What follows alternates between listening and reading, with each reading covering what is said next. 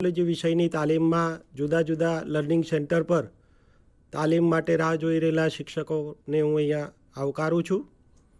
આજે મારી સાથે સ્ટુડિયોમાં તાલીમ શાખાના રીડર શ્રી અને એસટીટીઆઈના કોઓર્ડિનેટર શ્રી મયુરભાઈ પારેખ સાહેબ ઉપસ્થિત છે. એમની બાજુમાં શ્રી અનવરભાઈ બખ્તરિયા લેક્ચરર ડાયટ ગાંધીનગરમાંથી ઉપસ્થિત છે. એમની બિલકુલ બાજુમાં ડૉક્ટર ભાર્ગવ ઠક્કર કે જેઓ રિસર્ચ એસોસિએટ તરીકે જીસીઆરટી અભ્યાસક્રમ શાખામાં ફરજ બજાવે છે. બીજા પણ તજજ્ઞો આપણી સાથે જોડાવાના છે. એટલે આ તાલીમની શરૂઆત અને શુભારંભ કરવા માટે માનનીય મયુર પારેખ સાહેબને હું વિનંતી કરું છું કે આશીર્વચન આપે. જી, વિજ્ઞાન શિક્ષક તાલીમ શાળામાં ઉચ્ચ પ્રાથમિક વિભાગમાં શિક્ષણ સાથે સંકળાયેલા સરકારી પ્રાથમિક શાળાના શિક્ષકો, ખાનગી પ્રાથમિક શાળાના શિક્ષકો અને ગ્રાન્ટેડ પ્રાથમિક શાળાના શિક્ષકો જ્યારે સામે પક્ષે તાલીમ શાળામાં ઉપસ્થિત છે ત્યારે અત્યારે બાળકો માટે શાળા બંધ છે પરંતુ શિક્ષણ કાર્ય અવિરતપણે ચાલુ છે. તેના પ્રયત્નના ભાગરૂપે આજે વિજ્ઞાન તાલીમ શાળામાં સરસ મજાના મુદ્દાઓ જેવા કે NCF 2005, વિજ્ઞાન શિક્ષણનું સમજપત્ર અને વિજ્ઞાન શિક્ષણની અંદર મૂલ્યાંકન વિશે કેટલીક સંબંધિત બાબતોનું સરસ મજાનું અહીંયાથી આપને માર્ગદર્શન આપવામાં આવનાર છે. ત્યારે ચોક્કસ મને ખાતરી છે કે આપને જે મૂંઝવતા પ્રશ્નો હશે એનું નિરાકરણ આજની આ તાલીમ શાળા બાદ આપને મળી જ જશે. જે તજજ્ઞ મિત્રો છે તેમને પણ આ પ્રસંગે ખૂબ શુભેચ્છા પાઠવું છું અને આગામી બાગડોર મિત્ર તજજ્ઞશ્રીને સોંપવામાં આવે છે. માનનીય પારેખ સાહેબનો આપણે ખૂબ ખૂબ આભાર માનીએ છીએ. વિજ્ઞાન વિષય સાથે સંકળાયેલા સૌ શિક્ષક મિત્રોને નમસ્કાર. કોવિડ-19ની આ મહાભયંકર પરિસ્થિતિ વચ્ચે જ્યારે આપણે સૌ આ રીતે બાયસેગના મારફતે મળી રહ્યા છે ત્યારે આપ સૌનું વિજ્ઞાન વિષયમાં જે મિત્રો રસ ધરાવે છે એ સૌનું સ્વાગત છે. વિજ્ઞાનની ટેક્સ્ટબુક છેલ્લા 3 વર્ષથી આપણી જ્યારે બદલાઈ છે ત્યારે વિજ્ઞાનના આયામો અથવા તો આપણે જે ભણાવવાની પ્રોસેસ છે એમાં ઘણો બધો ફેરફાર લાવવાની જરૂરિયાત છે. અગાઉના ટેક્સ્ટબુકની અંદર આપણા મુખ્ય હેતુઓ એ પ્રકારે હતા કે અવલોકન શક્તિ હોય, નિર્ણય શક્તિ, સર્જનાત્મક ચિંતન, વિવેચનાત્મક ચિંતન, વૈજ્ઞાનિક દ્રષ્ટિકોણ, ચોકસાઈ અને જિજ્ઞાસા વૃત્તિ ઉપર આપણે આભાર મૂકેલો. હવે જ્યારે નવી ટેક્સ્ટબુક આપણી સમક્ષ આવી છે અને એનું અધ્યાપન કાર્ય આપણે વર્ગખંડમાં કરાવીએ છીએ ત્યારે આપણામાં થોડોક એમાં બદલાવ શિક્ષણ કાર્યમાં પણ આવવો જોઈએ. સાથે સાથે વૈજ્ઞાનિક અભિગમ પણ કેળવવાની ઘણી બધી જરૂરિયાત છે. અત્યારે જોઈ શકાય છે કે લર્નિંગ આઉટકમ ઉપર આપણે બહુ જ ફોકસ કરેલો છે. રાજ્યથી માંડી અને આંતરરાષ્ટ્રીય કક્ષાએ જ્યારે વિવિધ પ્રકારના સંશોધનો હાથ ધરાય છે ત્યારે મોટાભાગના જે પરિણામ છે ક્યાંક ને ક્યાંક લર્નિંગ આઉટકમ સાથે રિફ્લેક્ટ થતા હોય છે. અને બાળકોમાં જો લર્નિંગ આઉટકમ આપણે જેટલું સારી રીતે સિદ્ધ કરી શકીશું અથવા તો લર્નિંગ આઉટકમ સિદ્ધ કરીશું તો કદાચ આપણે ભવિષ્યની અંદર આ પ્રકારના જે સર્વે થાય છે અથવા તો વિવિધ પ્રકારની પરીક્ષાઓ થશે એની અંદર બહુ સારું પરિણામ મેળવી શકીશું. એક સારી વાત છે કે બાળકને જો તરતા શીખવવું હોય આપણે અને બાળક થિયોરિટિકલ બહુ સારી રીતે જાણતું હોય પરંતુ જ્યારે પાણીમાં પડે છે અને ત્યારે જો કદાચ એના બધા જ પ્રકારની સ્કિલ છે અથવા તો થિયોરિટિકલ જે નોલેજ છે એ કદાચ જો એપ્લાય ન કરી શકે તો ઘણા બધા પ્રશ્નાર્થ ચિહ્નો ઊભા થાય છે. આપણે જ્યારે બાળકોને થિયોરિટિકલ વિજ્ઞાનનું શિક્ષણ આપી રહ્યા છીએ પણ સાથે સાથે જો વૈજ્ઞાનિક અભિગમ એમનામાં અંદર કેળવવામાં ક્યાં કુણા ઉતરીશું તો કદાચ ભવિષ્યમાં મોટા પ્રશ્નાર્થો ઊભા થઈ શકે છે. આપણે સૌએ એ પ્રકારે કટિબદ્ધ થવાનું છે. સાથે સાથે NCF, પોઝિશન પેપર, રિફ્લેક્શન અને લર્નિંગ આઉટકમની આપણે આ સાથે વાત કરવાના છીએ. છેલ્લા 2 વીકથી આપણે GCRT મારફતે એક કદમ આગળ શીર્ષક હેઠળ વિવિધ પ્રકારના ગણિત, વિજ્ઞાન, ભાષા અને સામાજિક વિજ્ઞાનના પ્રશ્નો પણ રિલીઝ કરી રહ્યા છીએ. ગઈકાલે કદાચ બીજો એપિસોડ પણ આપને મળ્યો છે અને આપ સૌ એમાં જોડાઓ અને એના પ્રત્યુત્તર પાઠવો એવી પણ શુભેચ્છા છે. અત્યારે આપણી સાથે ડાયટ નવસારીના અધ્યાપક શ્રી હિરેનભાઈ વ્યાસ પણ જોડાયા છે. એમણે એક સુંદર મજાનો વિડીયો આપણા માટે તૈયાર કર્યો છે, એ આપણે જોઈએ છીએ. સૌપ્રથમ નમસ્કાર. આપ સર્વ જાણો છો કે જે પ્રવર્તમાન પાઠ્યપુસ્તક છે તે NCF 2005ની ભલામણને ધ્યાને લઈને તૈયાર કરવામાં આવેલ છે. એટલે કે NCF 2005ની અંદર જે ભલામણો કરવામાં આવી છે એ ભલામણો પાઠ્યપુસ્તક દ્વારા આપણા સુધી પહોંચી છે. આજે આપણે એ જોવા પ્રયત્ન કરવાનો છે કે પાઠ્યપુસ્તક શિક્ષકને એ ભલામણો વર્ગખંડની અંદર અમલીકૃત કરવા માટે સક્ષમ બનાવે છે ખરું. પાઠ્યપુસ્તકની અંદર શિક્ષકોને એવી સ્પષ્ટ સૂચના આપવામાં આવેલ છે કે જેથી શિક્ષક એ સૂચના અનુરૂપ વર્ગખંડ પ્રક્રિયા કરે તો એનસીએફ 2005 ની અંદર જે કંઈ પણ ભલામણ કરવામાં આવી છે તે ભલામણને અનુરૂપ કૌશલ્યોનો વિદ્યાર્થીમાં વિકાસ થઈ શકે. આ બધી બાબતને ધ્યાને લઈને આજે આપણે પાઠ્યપુસ્તકને બોલાવવાનું છે. જે અધ્યયન નિષ્પત્તિ આપણી પાસે છે એ અધ્યયન નિષ્પત્તિઓનું પરખણ પ્રક્રિયા પાઠ્યપુસ્તકની અંદર આપેલ પ્રવૃત્તિ અને લખાણ દ્વારા સિદ્ધ થઈ શકેલ છે. એ અધ્યયન નિષ્પત્તિ અનુરૂપ કૌશલ્યનો વિકાસ પાઠ્યપુસ્તકમાં આપેલ પ્રવૃત્તિ કે માર્ગદર્શન મુજબ કાર્ય કરવાથી એ કૌશલ્યનો વિકાસ વિદ્યાર્થીમાં થઈ શકે એમ છે. એ પણ આજે આપણે વિચારવાનું છે. તો સૌપ્રથમ આપણે એનસીએફ 2005 માં આપેલ કેટલાક માર્ગદર્શક સિદ્ધાંતોને જોઈ લઈએ અને ત્યારબાદ આપણે એ જોવા પ્રયત્ન કરીશું કે એનસીએફ 2005 ના સિદ્ધાંતના આધારે તૈયાર થયેલું પાઠ્યપુસ્તક એ સિદ્ધાંતોને વર્ગખંડમાં અમલીકૃત કરવા માટે શિક્ષકને મદદરૂપ બની શકે છે કે નહીં. ત્યારબાદ આપણે પાઠ્યપુસ્તકને બોલાવવાનો પ્રયત્ન કરીશું. તો જોઈએ એનસીએફ 2005 ના કેટલાક માર્ગદર્શક સિદ્ધાંતો. સૌપ્રથમ સિદ્ધાંત છે જ્ઞાનની શાળા બહારના જીવન સાથે જોડવું.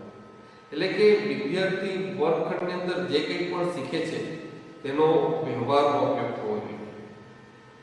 એને વર્ગખંડની અંદર જે જ્ઞાન મળ્યું છે એ જ્ઞાનનો ઉપયોગ વ્યવહારમાં બનતી ઘટનાને સમજવા માટે કરી શકતો હોવો જોઈએ.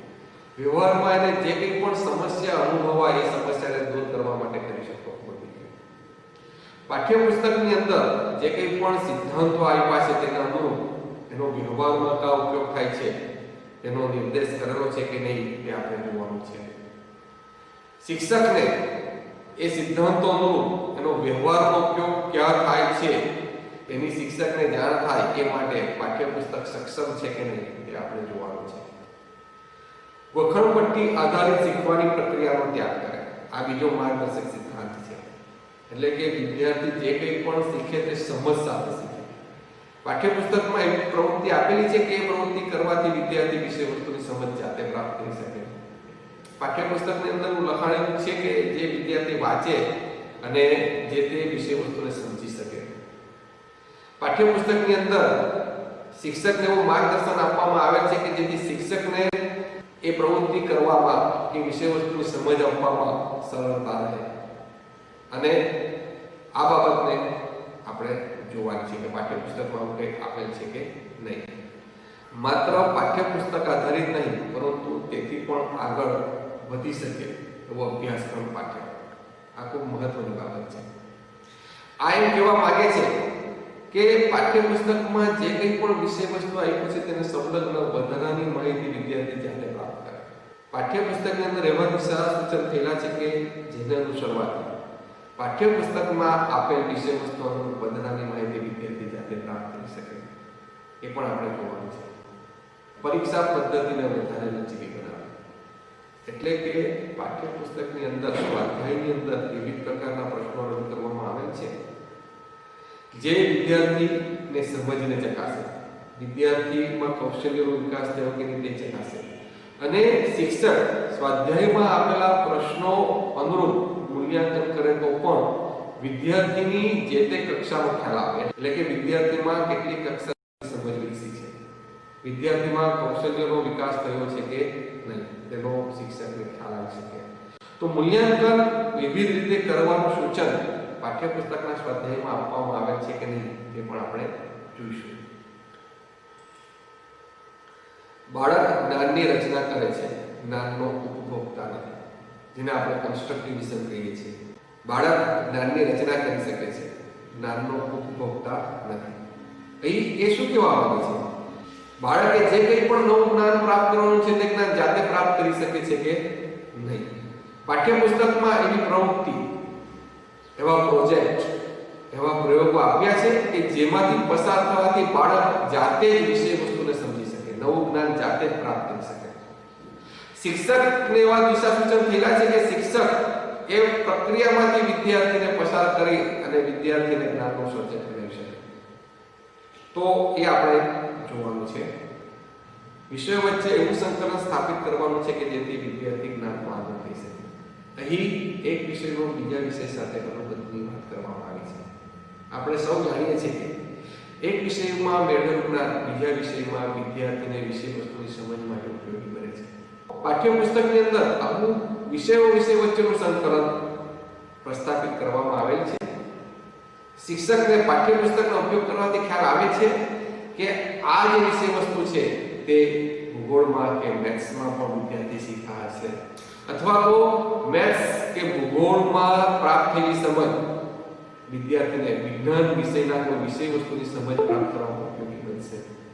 તો વિષયો વચ્ચે સંકલન સ્થાપિત કરવાની વાત કરવામાં આવી છે, અનુબંધ બંધવાની વાત કરવામાં આવી છે, અને પાઠ્યપુસ્તકની અંદર એ તક રહેલી છે કે નહીં તે આપણે જોવાનું છે. કમસે કમ અત્યારે આટલા માર્ગદર્શક સિદ્ધાંતોને ધ્યાને લઈને આપણે પાઠ્યપુસ્તકને બોલાવવાનો પ્રયત્ન કરીશું.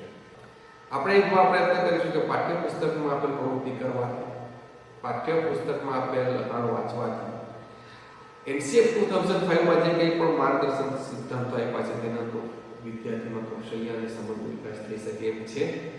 અહીં મેં કેટલાક ઉદાહરણ દ્વારા NCF 2005ના સિદ્ધાંતોનો પાઠ્યપુસ્તકમાં કયા ઉપયોગ થયો છે તે દર્શાવવા પ્રયત્ન કરેલ છે. આ ફક્ત ઉદાહરણ રૂપ છે.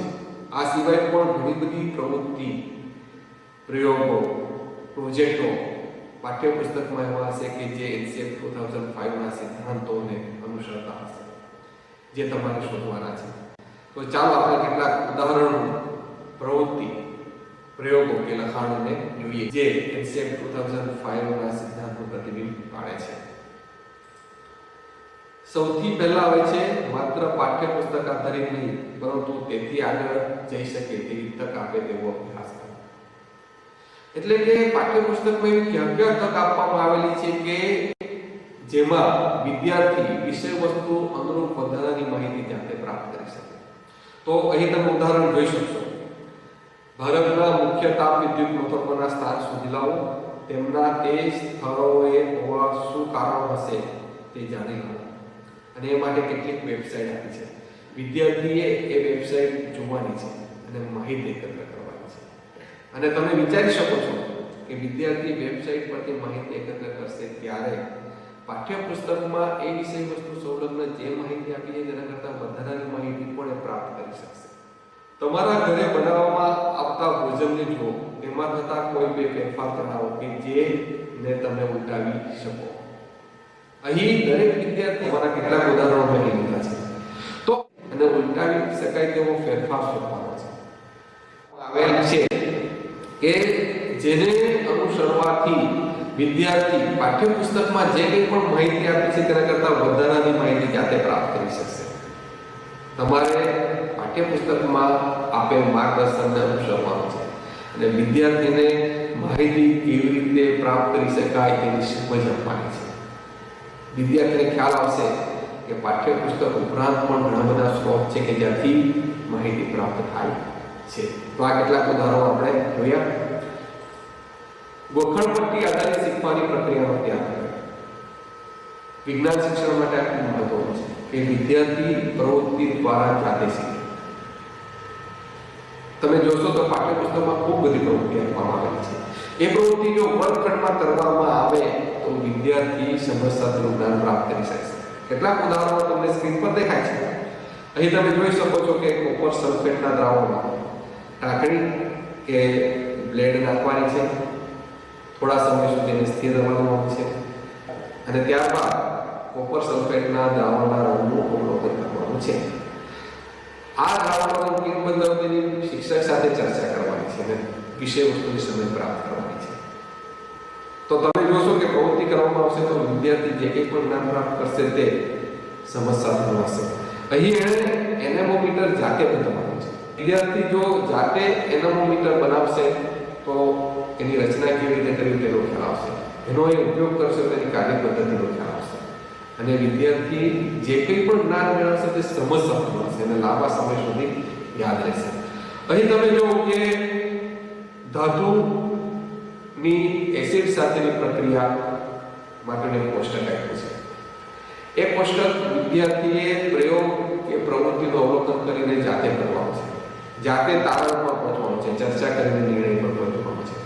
જો વિદ્યાર્થી જાતે પ્રયોગ કરશે તો એ અવલોકન દ્વારા સરળતાથી તારણ પર પહોંચી શકશે અને અન્ય વિદ્યાર્થી સાથે કે શિક્ષક સાથે ચર્ચા કરીને નિર્ણય પર પહોંચી શકશે. જો આ પ્રકાર શિક્ષણ કાર્ય વર્ગખંડમાં થાય તો આપણે કહી શકીએ કે વિદ્યાર્થી જે કંઈ પણ જ્ઞાન પ્રાપ્ત કરશે તે સમજ સાથે મળશે, એને ભોગવું પડશે નહીં. તો આવા પાઠ્યપુસ્તકમાં ઘણા ઉદાહરણો, ઘણી તકો, ઘણી પ્રવૃત્તિ આપવામાં આવેલી છે. વિવિધ પ્રકારના પ્રશ્નો અને જુદી જુદી રીતે વિદ્યાર્થીએ મેળવેલ કૌશલ્ય અને જ્ઞાનની ચકાસણી. તમે સ્વાધ્યાય જોજો, એમાં પ્રશ્નો વિવિધ પ્રકારના પૂછવામાં આવેલા છે. કેટલાક ઉદાહરણ અહીં આપેલ છે. તમારા પ્રદેશમાં ધ્વનિ પ્રદૂષણ ઉત્પન્ન કરતા ઉદ્ગમોને ઓળખો. તમારા માતા પિતા, મિત્રો અને પડોશીઓ સાથે તેની ચર્ચા કરો.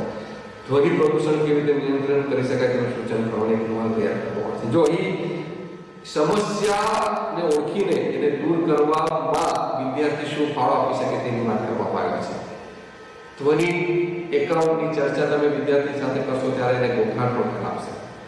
અને જો એવા વિસ્તારમાં રહેતો હશે કે જ્યાં ઘોઘાટ થાય છે તો હવે એ ઘોઘાટને કેવી રીતે અટકાવી શકાય એના માટે એ પ્રવૃત્તિ બનશે અને એનો અહેવાલ એ તૈયાર કરશે. એ અહેવાલ પર તમે નિર્ણય કરી શકો કે વિદ્યાર્થી ઘોઘાટ એટલે શું, એને અટકાવવાના ઉપાયો કયા કયા અને એને કેવી રીતે અમલીકૃત કરી શકાય તેની સમજ પ્રાપ્ત કરી શકે નહીં. તમે અહીં છેલ્લો પ્રશ્ન પણ લો. પર્યાવરણ વિભાગ તમારા વિસ્તારના જંગલોનો અમુક વિસ્તાર કાપીને તેની જગ્યાએ ગૃહ નિર્માણ કરવા ઈચ્છે છે. વિભાગને એક નાગરિક તરીકેના તમારા મંતવ્ય રજૂ કરતો પત્ર લખો. અહીં પત્ર લખવાનો છે કે કેમ જંગલોને કાપવા ન જોઈએ અને જો એ કાપવામાં આવશે તો એની શી અસર પર્યાવરણ પર થશે અને માનવ પર થશે. અને એ પત્ર વાંચવાથી આપણે કહેવાશે કે એની સમજ કેટલી વિકસી છે. બીજા પ્રશ્નો પણ જો અહીં એક આલેખ આપવામાં આવ્યો છે. એ આલેખ પરથી ઝડપ અચળ છે કે અચળ નથી તેનું અનુમાન વિદ્યાર્થીએ કરવાનું છે. તો અહીં આલેખનું ઇન્ટરપ્રિટેશન વિદ્યાર્થીએ કરવાનું છે અને એના આધારે ઝડપ કેવા પ્રકારની છે તેનું અનુમાન કરવાનું છે. જેમાં વિદ્યાર્થીની સમજ વિકસિત છે કે નહીં તેનો આપણને ખ્યાલ આપશે. અહીં એ રીતે આડી ચાલી, ઊભી ચાલી પ્રકારના પ્રશ્નો મૂકવામાં આવ્યા છે. પૂછવાનું પૂછવામાં આવેલ છે. 50 ઘરોની લાઈનમાં 10 ટ્યુબવેલ છે. આની લાંબા ગાળે જળ સપાટી પર શું અસર થઈ શકે. અહીં પણ ભવિષ્યમાં ઉત્પન્ન થતી સમસ્યા સંદર્ભે વિદ્યાર્થી વિચારી શકે છે કે નહીં તે ના વિશે જાણવા પ્રયત્ન કરવામાં આવેલ છે. તો જો ઘણા પ્રકારના પ્રશ્નો સ્વાધ્યાયમાં આપવામાં આવેલ છે અને જે તે વિષય વસ્તુ સમજવાની શક્યતા નથી જશે. તો વિષયો વચ્ચેના અનુબંધની વાત પાઠ્યપુસ્તકમાં કરવામાં આવેલ છે. જ્ઞાનને શાળા બાળકના જીવન સાથીઓ. આપણે કહીએ છીએ કે શાળામાં વિદ્યાર્થી જે જ્ઞાન પ્રાપ્ત કરે તેનો વ્યવહારમાં ઉપયોગ થવો જોઈએ. વ્યવહારમાં તેની આસપાસ બનતી ઘટનાને શાળામાં મેળવેલ જ્ઞાન દ્વારા સમજી શકવો જોઈએ. પાઠ્યપુસ્તકમાં આવી તક આપવામાં આવે છે કે નહીં? પાઠ્યપુસ્તકના સિદ્ધાંતોનું તેનો વ્યવહારમાં ઉપયોગ થાય છે તેવા ઉદાહરણો આપવામાં આવે છે કે નહીં તે તમારે જોવાનું છે. કેટલાક ઉદાહરણો મેં રજૂ કર્યા છે. તમે સ્ક્રીન પર જોઈ શકો છો કે વીજળી થાય છે તો વીજળી થતી જોઈ ત્યારે એને ખ્યાલ આવે કે કઈ ઘટના બની હશે અવકાશમાં અને એ ઘટનાની સમજ પ્રાપ્ત થવી જોઈએ. એ જ રીતે થર્મોસેટિક પ્લાસ્ટિક અને થર્મોપ્લાસ્ટિકની બનેલી વસ્તુ જોશે ત્યારે તેની લાક્ષણિકતાનો એને ખ્યાલ આપવો જોઈએ. તો એને ખ્યાલ આવશે કે હા હું શીખવો તો તેના આધારે મને ખ્યાલ આવે છે કે આ વસ્તુનો અહીં કેમ ઉપયોગ થાય છે.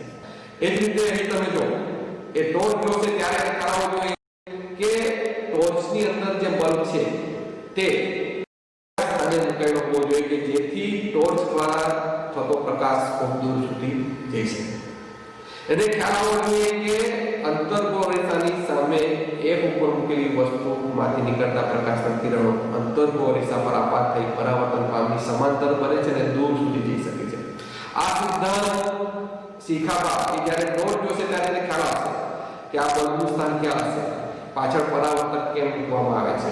એ કોઈ પણ વિકલની હેડલાઇટ જોશે ત્યારે ખ્યાલ આવશે કે બલ્બનું સ્થાન ક્યાં હશે અને પાછળ પરાવર્તકનું શું મહત્વ છે. વર્ગખંડમાં મેળવેલ જ્ઞાનનો વ્યવહારમાં ઉપયોગ કરે છે. વ્યવહારની ઘટના સમજવામાં ઉપયોગ કરે છે. આ બધા ઉદાહરણો પાઠ્યપુસ્તકમાં આપેલ છે કે જે શાળામાં મેળવેલ જ્ઞાનને શાળા બહારના જીવન સાથે જોડે છે. શિક્ષક તરીકે તમારે સભાન રીતે જ્યારે પણ કોઈ પણ સિદ્ધાંત શીખવો ત્યારે એ સિદ્ધાંતનો વ્યવહારમાં તો ઉપયોગ થાય છે તે વિદ્યાર્થીને બતાવવાનું છે.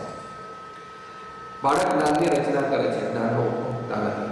ખૂબ બધી પ્રવૃત્તિ પાઠ્યપુસ્તકમાં એવી આપેલ છે કે જે બાળકને તમે જાતે કરવા દેશો અને જાતે અવલોકન કરી તારણ પર પહોંચવા દેશો તો બાળક જ્ઞાન જાતે પ્રાપ્ત કરી શકશે. તમારે ફક્ત જરૂરી મદદ પૂરી પાડવાની છે. અહીં તમે જો કે મીણબત્તીની ઉપર હાથ રાખશે અને સાઈડ પર હાથ રાખશે અને એને ખ્યાલ આવશે કે ઉપર મીણબત્તીની જ્યોત કરતા હાથનું અંતર વધુ હોવા છતાં પણ ત્યાં ગરમીનો અનુભવ થાય છે અને સાઈડમાં મીણબત્તીની જ્યોત અને હાથ વચ્ચેનું અંતર ઓછું હોવા છતાં ગરમીનો અનુભવ થતો નથી. આના આધારે એને ઉષ્માનો એનો ખ્યાલ આવશે. એ અહીં તમે જોઈ શકો છો કે મીણબત્તીની જ્યોતને એક પાઇપ દ્વારા જોશે તો એ દેખાશે અને પાઇપને વાંકો વાળશે ત્યારે મીણબત્તીની જ્યોત દેખાતી બંધ થઈ જશે. એના પરથી પ્રકાશ સીધીને કમર ગતિ કરે છે તો એને ખ્યાલ આવશે. અહીં જે પોષક ઘટક આપણા ખોરાકમાં છે તેની ચકાસણી વિદ્યાર્થી જાતે કરશે અને પછી કોઈ પણ ખોરાકમાં પોષક તત્વ કયું છે તેની ચકાસણી કેવી રીતે કરી શકાય તેનો ખ્યાલ મેળવશે અને ભવિષ્યમાં જ્યારે પણ કોઈ ખોરાકમાં પોષક તત્વ શોધવાની વાત આવશે ત્યારે એને ખ્યાલ હશે કે એ કેવી રીતે શોધી શકાય. તો ઘણી બધી પ્રવૃત્તિ પાઠ્યપુસ્તકમાં એવી આપી છે કે જે વિદ્યાર્થી જાતે કરશે, જાતે જ નવું જ્ઞાન પ્રાપ્ત કરશે અને વિદ્યાર્થી જ્ઞાનનો સર્જન કરશે. તમારે પ્રવૃત્તિ વિદ્યાર્થીને કરવાની તક આપવાની છે, તમારે એને મદદ કરવાની છે. તો આવી ઘણી બધી પ્રવૃત્તિ આપી છે. આ કેટલાક ઉદાહરણો મેં લીધા છે. તો તમે જોઈ શકો છો કે પાઠ્યપુસ્તકની અંદર NCF 2005ના સિદ્ધાંતોને અમલીકૃત કરવાની ઘણી બધી તકો આપવામાં આવેલી છે. તમારે શિક્ષક તરીકે પાઠ્યપુસ્તકને હવે NCF 2005ના સિદ્ધાંતને ધ્યાને રાખીને ભણવાનું છે અને જોવાનું છે કે કયા સિદ્ધાંત કઈ જગ્યાએ ઉપયોગ કરી શકાશે. તો આશા રાખું કે તમે હવે NCF 2005ના સિદ્ધાંતને ધ્યાને રાખીને પાઠ્યપુસ્તકની સમીક્ષા કરશો અને જોવા પ્રયત્ન કરશો કે પાઠ્યપુસ્તક શિક્ષકને વર્ગખંડમાં ઉભો રહેવા માટે સક્ષમ બનાવે છે કે નહીં. આભાર. નમસ્કાર. હિરેનબેનનો ખૂબ ખૂબ આભાર. સુરત અને નવસારીથી આપણી જોડે જોડાયા. NCF 2005ની જે ભલામણો છે એની અંદર જે અધ્યાપન ને અધ્યયનને લગતી જે બાબતો છે એને લઈને આપણું જે અત્યારનું પ્રવર્તમાન પાઠ્યપુસ્તક છે એની અંદર કયા તબક્કે કઈ તકો રહેલી છે તેની સુંદર રજૂઆત કરી. બહુ જ કોમ્પ્રિહેન્સિવ જે ઉદાહરણો આપ્યા સાહેબે પાઠ્યપુસ્તકનો વિશદ અભ્યાસ કરીને અને આપના પક્ષે પણ એવી જ અપેક્ષા છે કે પાઠ્યપુસ્તકનો આ રીતનો આપણે અભ્યાસ કરેલો હોય તો આપણને વધારે ખ્યાલ આવે.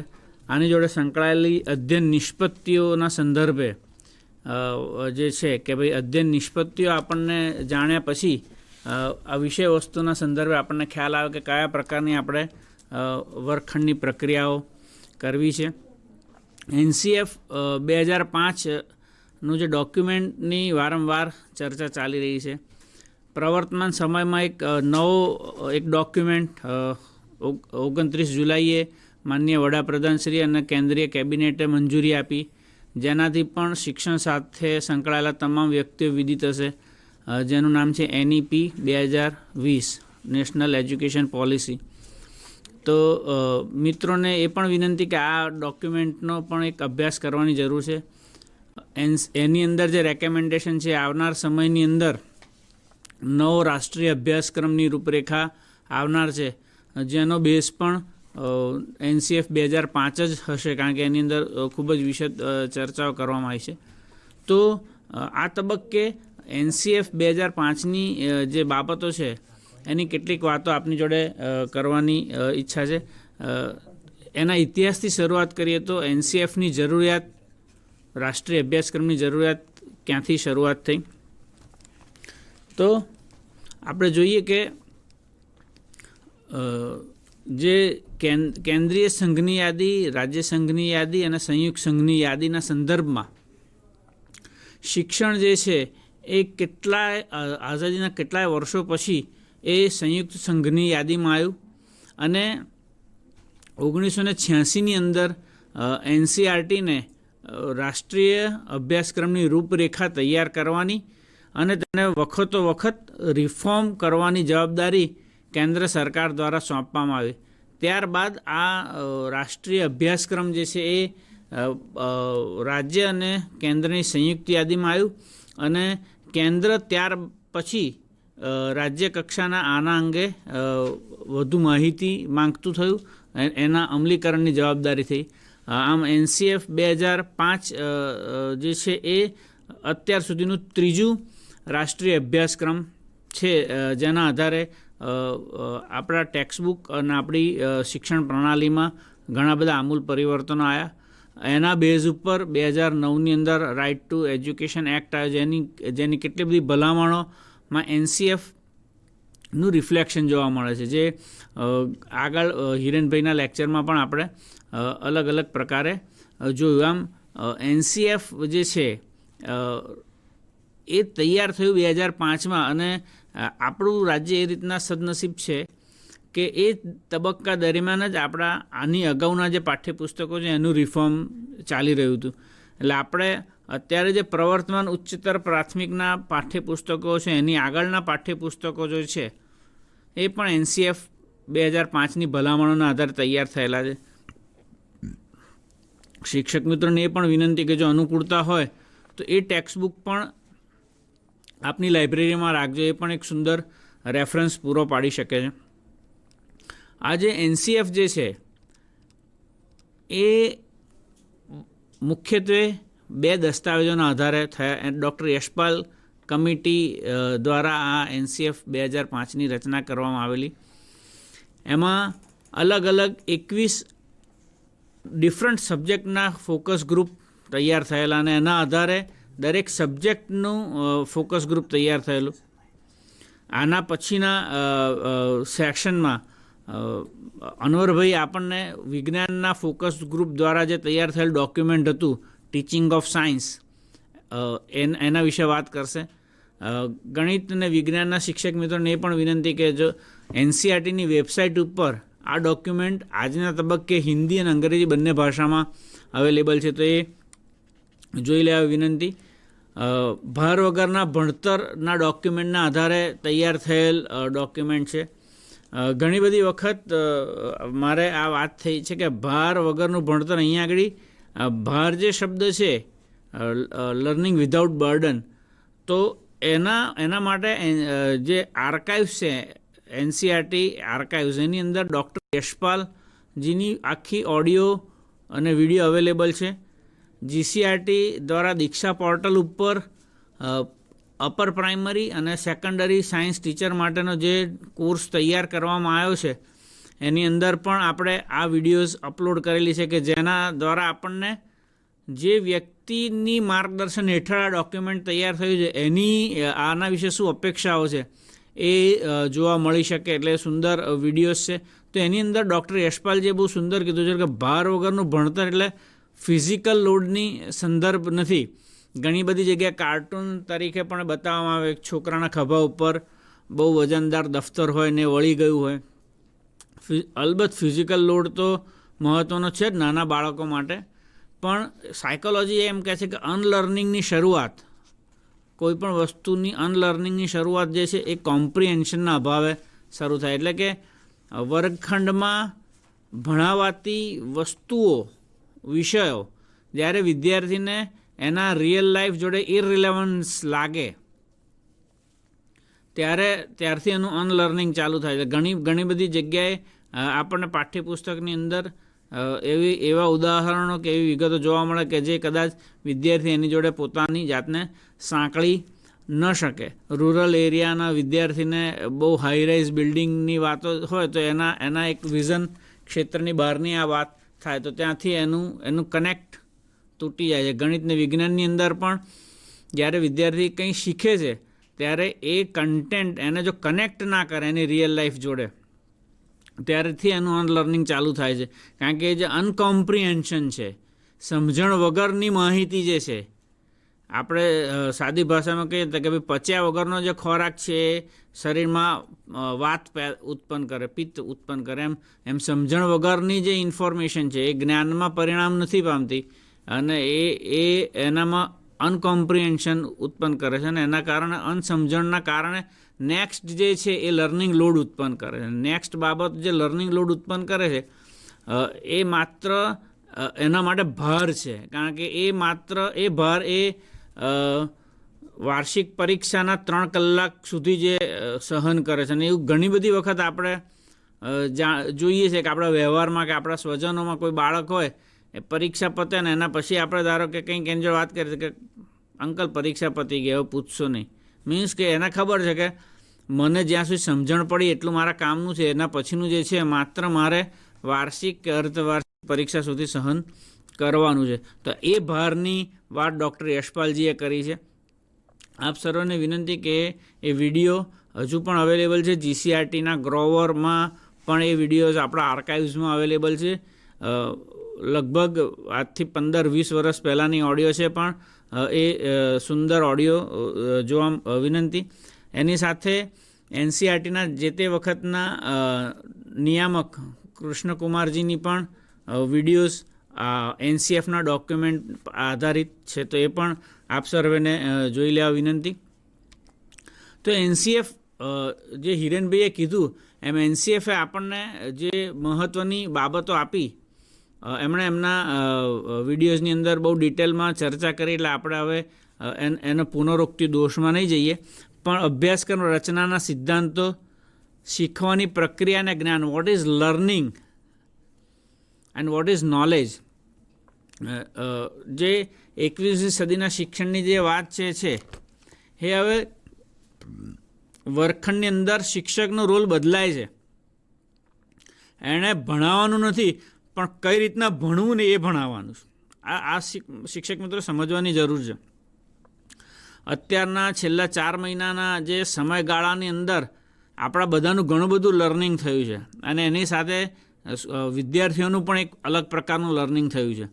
એટલે ઇન્ફોર્મેશન ટેકનોલોજીનો જે બ્લાસ્ટ થઈ રહ્યો છે એની અંદર લર્નિંગ પ્રોસેસ વિદ્યાર્થીને શીખવાડવાની છે કે કઈ રીતના શીખી શકાય અને શીખ્યું એવું કોને કહેવાય. આ 2 શબ્દો બહુ મહત્ત્વના, વોટ ઇઝ લર્નિંગ અને હાઉ ટુ લર્ન.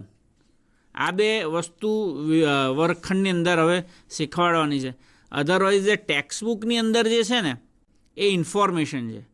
અને એટલા માટે ગુણવંત શાહ એક શિક્ષક ચિંતનના પુસ્તકની અંદર બહુ સુંદર વાક્ય લખ્યું છે કે વિદ્યાર્થીના શિક્ષક વચ્ચે કેટલો તફાવત, તો એમણે રમૂજમાં કીધું છે કે માત્ર 35 મિનિટનો.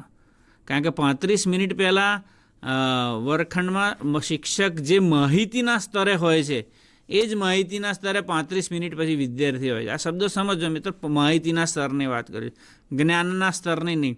એટલે ટેક્સ્ટબુકની અંદર જે છે ઇન્ફોર્મેશન કદાચ સ્ટેલ હોઈ શકે, વાસી હોઈ શકે, કારણ કે પાઠ્યપુસ્તક લખાઈને પ્રિન્ટ થઈને આવ્યું હોય ત્યાં સુધીમાં ઘણી બધી નવી ઇન્ફોર્મેશન આવી ગઈ હોય. એટલે ટેક્સ્ટબુક જે છે એ નોલેજ નથી, એ ઇન્ફોર્મેશન છે. એના રસ્તાથી આપણે નોલેજ જનરેશનમાં જવાનું છે. એટલે શીખવાની પ્રક્રિયા અને જ્ઞાન આ બહુ જ મહત્ત્વનું છે. અભ્યાસક્રમના ક્ષેત્રો અને મૂલ્યાંકન, એક્ઝામિનેશન પેટર્ન બદલાઈ ગઈ છે. અત્યારે જે સ્કૂલો ચાલી રહી છે ઓનલાઈન બેઝિસ ઉપર એક પ્રયોગાત્મક ધોરણે, કદાચ આવનાર સદીનો સૌથી મહત્ત્વનો પ્રયોગ જે હશે કે જેણે દુનિયાને ચેન્જ કરી નાખશે, તે આ 4 મહિનાનો સમયગાળો છે. જેમ 6 ઓગસ્ટ 1945 દુનિયાને એક અલગ એમાં ફેરવી દીધી ન્યુક્લિયર બોમ્બ બ્લાસ્ટ પછી. એક દુનિયાનું આખું સ્વરૂપ બદલાયું, યુનાઇટેડ નેશન્સની સ્થાપના થઈને એક અલગ વિશ્વ ઉભર્યું. એમ કદાચ આ 4 મહિનાનો જે સમયગાળો છે કે જેની અંદર વિશ્વ એક અલગ પ્રકારનું અધ્યયન કરી રહ્યો છે, તો એની અંદર હાઉ ટુ ઇવેલ્યુટ એ પણ એક અલગ પ્રશ્ન છે. અને આપણી જે બધી ટેકનોલોજીના સંદર્ભેની જે ભાવના અને પરિભાવના હતી અત્યારે બધી ટેસ્ટિંગ પર ચાલી રહી છે. Open school, open book examination ને વિથ બુક એક્ઝામિનેશન, કારણ કે ફિઝિકલ કોન્ટેક્ટમાં આવ્યા વગર એ છે. તો 2005માં ડોક્યુમેન્ટની અંદર જે વાત કરેલી એ કદાચ અત્યારે એના ઉપર એક્સપેરિમેન્ટ ચાલી રહ્યા છે, ને કદાચ એવું બને કે આવનાર હજુ 4-5 મહિના પછી એક આપણે નવા નોલેજ સાથે બહાર આવીએ અને કદાચ એવી આશા રાખીએ કે એક સારી વધારે સુંદર વ્યવસ્થા સાથે આપણે બહાર આવીએ. તો જે પહેલી વાત કરી કે અભ્યાસક્રમ રચનાના સિદ્ધાંતો, એમાં બહુ હું આખા ડોક્યુમેન્ટની વાત નથી કરતો, પણ એની અંદર જે એકદમ હાઇલાઇટ્સ છે કે એક્ઝામિનેશનને ફ્લેક્સિબલ બનાવી અને લાઈફ સાથે જોડવી. આને જે છે ને એ એજ્યુકેશનલ પેરાડોક્સ તરીકે ઓળખવામાં આવે છે કે જે વસ્તુ આપણે માનીએ છીએ ખરા પણ કરતા નથી, ને જે કરીએ છીએ એમાં માનતા નથી. ઘણી વખત હું મિત્રો જોડે વાત કરીએ કે કોઈ સેમિનારની અંદર વાત થાય કે ભાઈ સવારના ઉઠીને ચાલવું જોઈએ એવું કેટલા માને છે, તો લગભગ આખા હોલમાં બધા હાથ ઊંચો કરે. અને પછી બીજો પ્રશ્ન પૂછે કેટલા જાય છે, તો કદાચ જૂજ વ્યક્તિઓ હાથ ઊંચો કરે. મીન્સ કે આપણે સૈદ્ધાંતિક રીતના આપણા ટીચર એજ્યુકેશન પ્રોગ્રામની અંદર સ્વીકારેલી સર્વસ્વીકૃત વાત છે કે વિદ્યાર્થીઓની અંદર વૈયક્તિક તફાવત છે. મીન્સ કે દરેકની લર્નિંગ સ્ટાઇલ અલગ છે. એ આપણે થિયોરિટિકલી જાણીએ છીએ કાઇનેસ્થેટિક લર્નર, ઓડિયો લર્નર ને વિઝ્યુઅલ લર્નર. એટલે કે ક્લાસરૂમની અંદર કેટલાક વિદ્યાર્થીઓ જોઈને શીખતા હોય છે, કેટલાક સાંભળીને શીખતા હોય છે અને કેટલાક ક્રિયા દ્વારા શીખતા હોય છે. અને એટલા માટે આપણી જોડે 3 અલગ અલગ પ્રકારની કસોટી છે, લેખિત, મૌખિક અને ક્રિયાત્મક. હવે મિત્રો કદાચ તમને વધારે ખ્યાલ આવશે તો આ 3 કસોટીઓ 3 માટે છે એવું માનવાની જરૂર નથી, પણ એવા વિદ્યાર્થી કે જેની લેખિત અભિવ્યક્તિ સારી છે તો એનું મૂલ્યાંકન લેખિત કસોટી દ્વારા થાય, જેની મૌખિક અભિવ્યક્તિ સારી છે એની મૌખિક કસોટી દ્વારા થાય, અને જે એવા વિદ્યાર્થીઓ છે જે પોતાની જાતને લેખિત કે મૌખિક રીતના એક્સપ્રેસ નથી કરતા પણ કોઈક એક્ટિવિટી દ્વારા એક્સપ્રેસ કરે છે, તો આપણે એવું ટેસ્ટિંગ ડેવલપ કરવું પડે કે જે એને આપેલી ઇન્ફોર્મેશનને એની એક્ટિવિટી દ્વારા એ રિફ્લેક્ટ કરે. તો એટલા માટે આ 3 પ્રકારની કસોટીઓ છે. આપણી અપેક્ષા વર્ગખંડમાં એવી હોય છે કે 3 પ્રકારની કસોટી વિદ્યાર્થી પાસ થાય, પણ એવું નથી. આપણું ટેસ્ટિંગની અંદર આ એક પેટર્ન લાવવી પડશે, નહીં તો જે ચિત્રમાં બતાવ્યું છે એવી પરિસ્થિતિ થાય કે સૈદ્ધાંતિક રીતના આપણે વિચારીએ છીએ કે બધાની વૈયક્તિક તફાવત અલગ છે, બધાની લર્નિંગ સ્ટાઇલ અલગ છે, છતાં બધા એક જ કસોટીમાંથી પસાર થવાનું. એક સુંદર કાર્ટૂન છે કે જંગલની અંદર સ્કૂલ છે, દરેકની સ્કિલ અલગ છે, પણ છતાં જે ઝાડ ઉપર ચઢે એ પાસ, એ પ્રકારની એક કાર્ટૂન આપને બતાવ્યું છે. તો એક્ઝામિનેશનના સંદર્ભમાં એની જે ફ્લેક્સિબિલિટીના સંદર્ભમાં છે, ઓન ડિમાન્ડ એક્ઝામનો સમય આવે એ પહેલાં આપણે તૈયારી કરવી પડે કે કદાચ વિદ્યાર્થી જેમ જેમ ચેપ્ટર તૈયાર થતું જાય એમ એ એક્ઝામ આપે ઓન ડિમાન્ડ કે ભાઈ મારે આ ચેપ્ટરની પરીક્ષા આપવી છે. આગળ ગયા પછી એ પાછો એના જૂના ગ્રેડ સુધારી શકે એવી પણ કંઈક આપણે વિચારવું પડશે. તો આ બધી અલગ અલગ પ્રકારની બાબતો છે જે અભ્યાસક્રમ રચનાના સિદ્ધાંતો જોડે સંકળાયેલી છે. બહુ જ અલગ વાત છે ગોખણપટ્ટી આધારિત પરીક્ષાનો ત્યાગ કરો. એટલે જે ક્લાસરૂમની અંદર અત્યારે એક નવો કોન્સેપ્ટ ચાલી રહ્યો છે. હમણાં જ લગભગ 10 મિનિટ પહેલાં હિરેનભાઈએ પણ વાત કરી અને ભાર્ગવભાઈએ પણ વાત કરી. એક કદમ ઓરની જે સિરીઝ આપણે ચાલુ કરી છે, હાયર ઓર્ડર થિંકિંગ સ્કિલ. તો એ હાયર ઓર્ડર થિંકિંગ સ્કિલ આધારિત પ્રશ્નો માટે વિદ્યાર્થીને તૈયાર કરવા પડશે. માત્ર ગોખણપટ્ટી એટલે કે ગોખણપટ્ટીથી એ જ પ્રશ્નના જવાબ આપી શકાશે જેમાં માત્ર ઇન્ફોર્મેશન્સ હશે, પણ જેની અંદર નોલેજ અને એપ્લિકેશન અન્ડરસ્ટેન્ડિંગ છે એ ગોખણપટ્ટીથી એના જવાબ નહીં આપી શકાય. હું એવી અપેક્ષા રાખું છું કે બધા શિક્ષક મિત્રો અપર પ્રાઇમરીના છે, ઇટ મીન્સ કે એ ટીચર એજ્યુકેશન પ્રોગ્રામમાંથી પસાર થઈને આવ્યા છે. તો બ્લૂમ્સ ટેક્સોનોમીની અંદર 2 પ્રકારની લર્નિંગ ઓબ્જેક્ટિવ્સ છે, થિંકિંગ સ્કિલ છે. એક લોઅર ઓર્ડર થિંકિંગ સ્કિલ અને એક હાયર ઓર્ડર થિંકિંગ સ્કિલ. એટલે નોલેજ, ઇન્ફોર્મેશન અને નોલેજ જે છે જ્ઞાનને સમજ એને લોઅર ઓર્ડર થિંકિંગ સ્કિલ તરીકે કહેવાય છે. એટલે જ્યારે HOTS શબ્દ બહુ જ ચાલ્યો છે, તો મિત્રોને વિનંતી કે જો ઓનલાઈન કોર્સમાં આમાંના કોઈ મિત્રો સંકળાયેલા હોય તો એની અંદર ચોથા પ્રકરણમાં જે હાયર ઓર્ડર થિંકિંગ સ્કિલની વાત છે એનો અભ્યાસ કરી લેવા જેવો છે. એના ઉપર આપેલી કેટલીક લિંકનો પણ અભ્યાસ કરવા જેવો છે. તો હાયર ઓર્ડર થિંકિંગ સ્કિલ જે છે એ ક્રિએટિવિટી છે, કોમ્પ્રિહેન્શન છે, આ બધી હાયર ઓર્ડર થિંકિંગ સ્કિલ છે. તો વિદ્યાર્થીને એજ્યુકેશનનો ઓબ્જેક્ટિવ NCF પ્રમાણે અને સર્વસામાન્ય રીતના LOTSથી માંડીને HOTS તરફ લઈ જવાનો છે કે લોઅર ઓર્ડર થિંકિંગ સ્કિલ જે છે ત્યાંથી એને હાયર ઓર્ડર થિંકિંગ સ્કિલ તરફ લઈ જવાનો છે. એટલે કે વિદ્યાર્થીઓને એવા પ્રશ્નો દ્વારા મૂલ્યાંકન કરવું જોઈએ કે જેની અંદર એના વ્યક્તિગત વિચારો, ઇન્ટરપ્રિટેશન અને અન્ડરસ્ટેન્ડિંગનો ઉપયોગ થાય, નહીં કે માત્ર ટેક્સ્ટબુકની અંદર આપેલી ઇન્ફોર્મેશનને રેપ્લિકેટ કરે. એના કેટલાક ઉદાહરણો ઓનલાઈન કોર્સના ચેપ્ટર 4માં આપેલા છે. એ ઉપરાંત તમે NAS નેશનલ એચિવમેન્ટ સર્વેની વેબસાઇટ પર જઈ શકો. PISA નામનો એક ઇન્ટરનેશનલ સર્વે થાય છે OECD દ્વારા, એના ઉપર તમે જઈ શકો. આવનાર સમયમાં આ પ્રકરણો ઉપરના જ્યારે ઓનલાઈન ટ્રેનિંગની વાત થશે ત્યારે આપણે ડિટેલમાં વાત કરીશું. અત્યારે આગળ જે વાત કરીએ તો એ જે છે એક છે કે જ્ઞાનને શાળાના બહારના જીવન સાથે જોડવું. હિરેનભાઈની વિડીયોઝમાં બહુ સુંદર ઉદાહરણ આપેલા. એક વિડીયો દ્વારા આપને આ સમજાવવાનો પ્રયત્ન કરીએ. બહુ ઇન્ટરેસ્ટિંગ વિડીયો છે. એક ટીવી એડવર્ટાઇઝ હતી એની.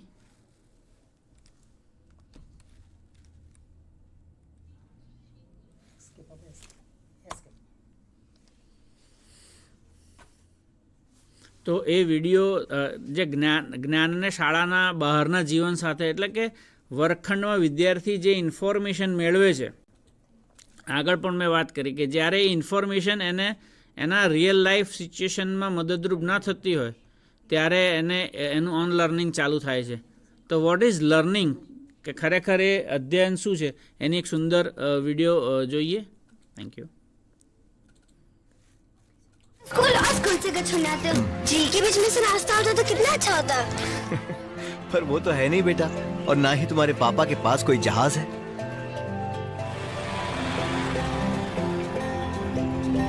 अच्छा वो सब छोड़ो, ये बताओ आज स्कूल में क्या सीखा? Archimedes principal.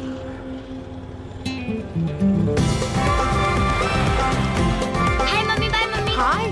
अरे संभाल के.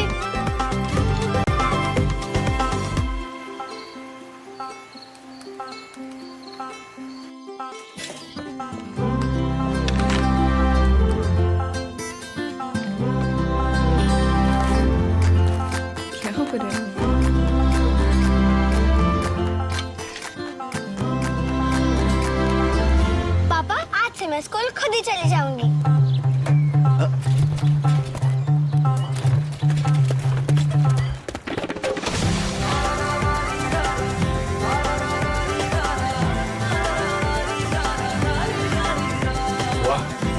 मोटरसाइकिल. Archimedes principal. सोचिए इन बच्चों के हाथों में कल कितना बेहतर होगा. उस बेहतर कल के लिए Dell PCs powered by 7th generation Intel core processor. આની લગભગ મને એમ કહે કે કોઈ NCFનું પહેલા પ્રકરણની જે છે વાત એ કઈ રીતના સમજાવ, તો હું આ 1 મિનિટ ને 32 સેકન્ડની વિડીયોમાં કહી દઉં કે આ દ્વારા વોટ ઇઝ NCF. આવી ઘણી બધી નાની નાની કોમર્શિયલ છે કે જે કદાચ એવું લાગે કે લર્નિંગ ને એજ્યુકેશન વધારે સારી રીતના ઇફેક્ટિવલી રિફ્લેક્ટ કરી શકે છે. એવી ઘણી બધી નાની નાની વિડીયોઝ છે. તો શાળાને બહારના જીવન સાથે જોડવાની વાત આ છે. તમે પાર્લેજીની પણ એડવર્ટાઇઝમાં કદાચ જોયું હશે.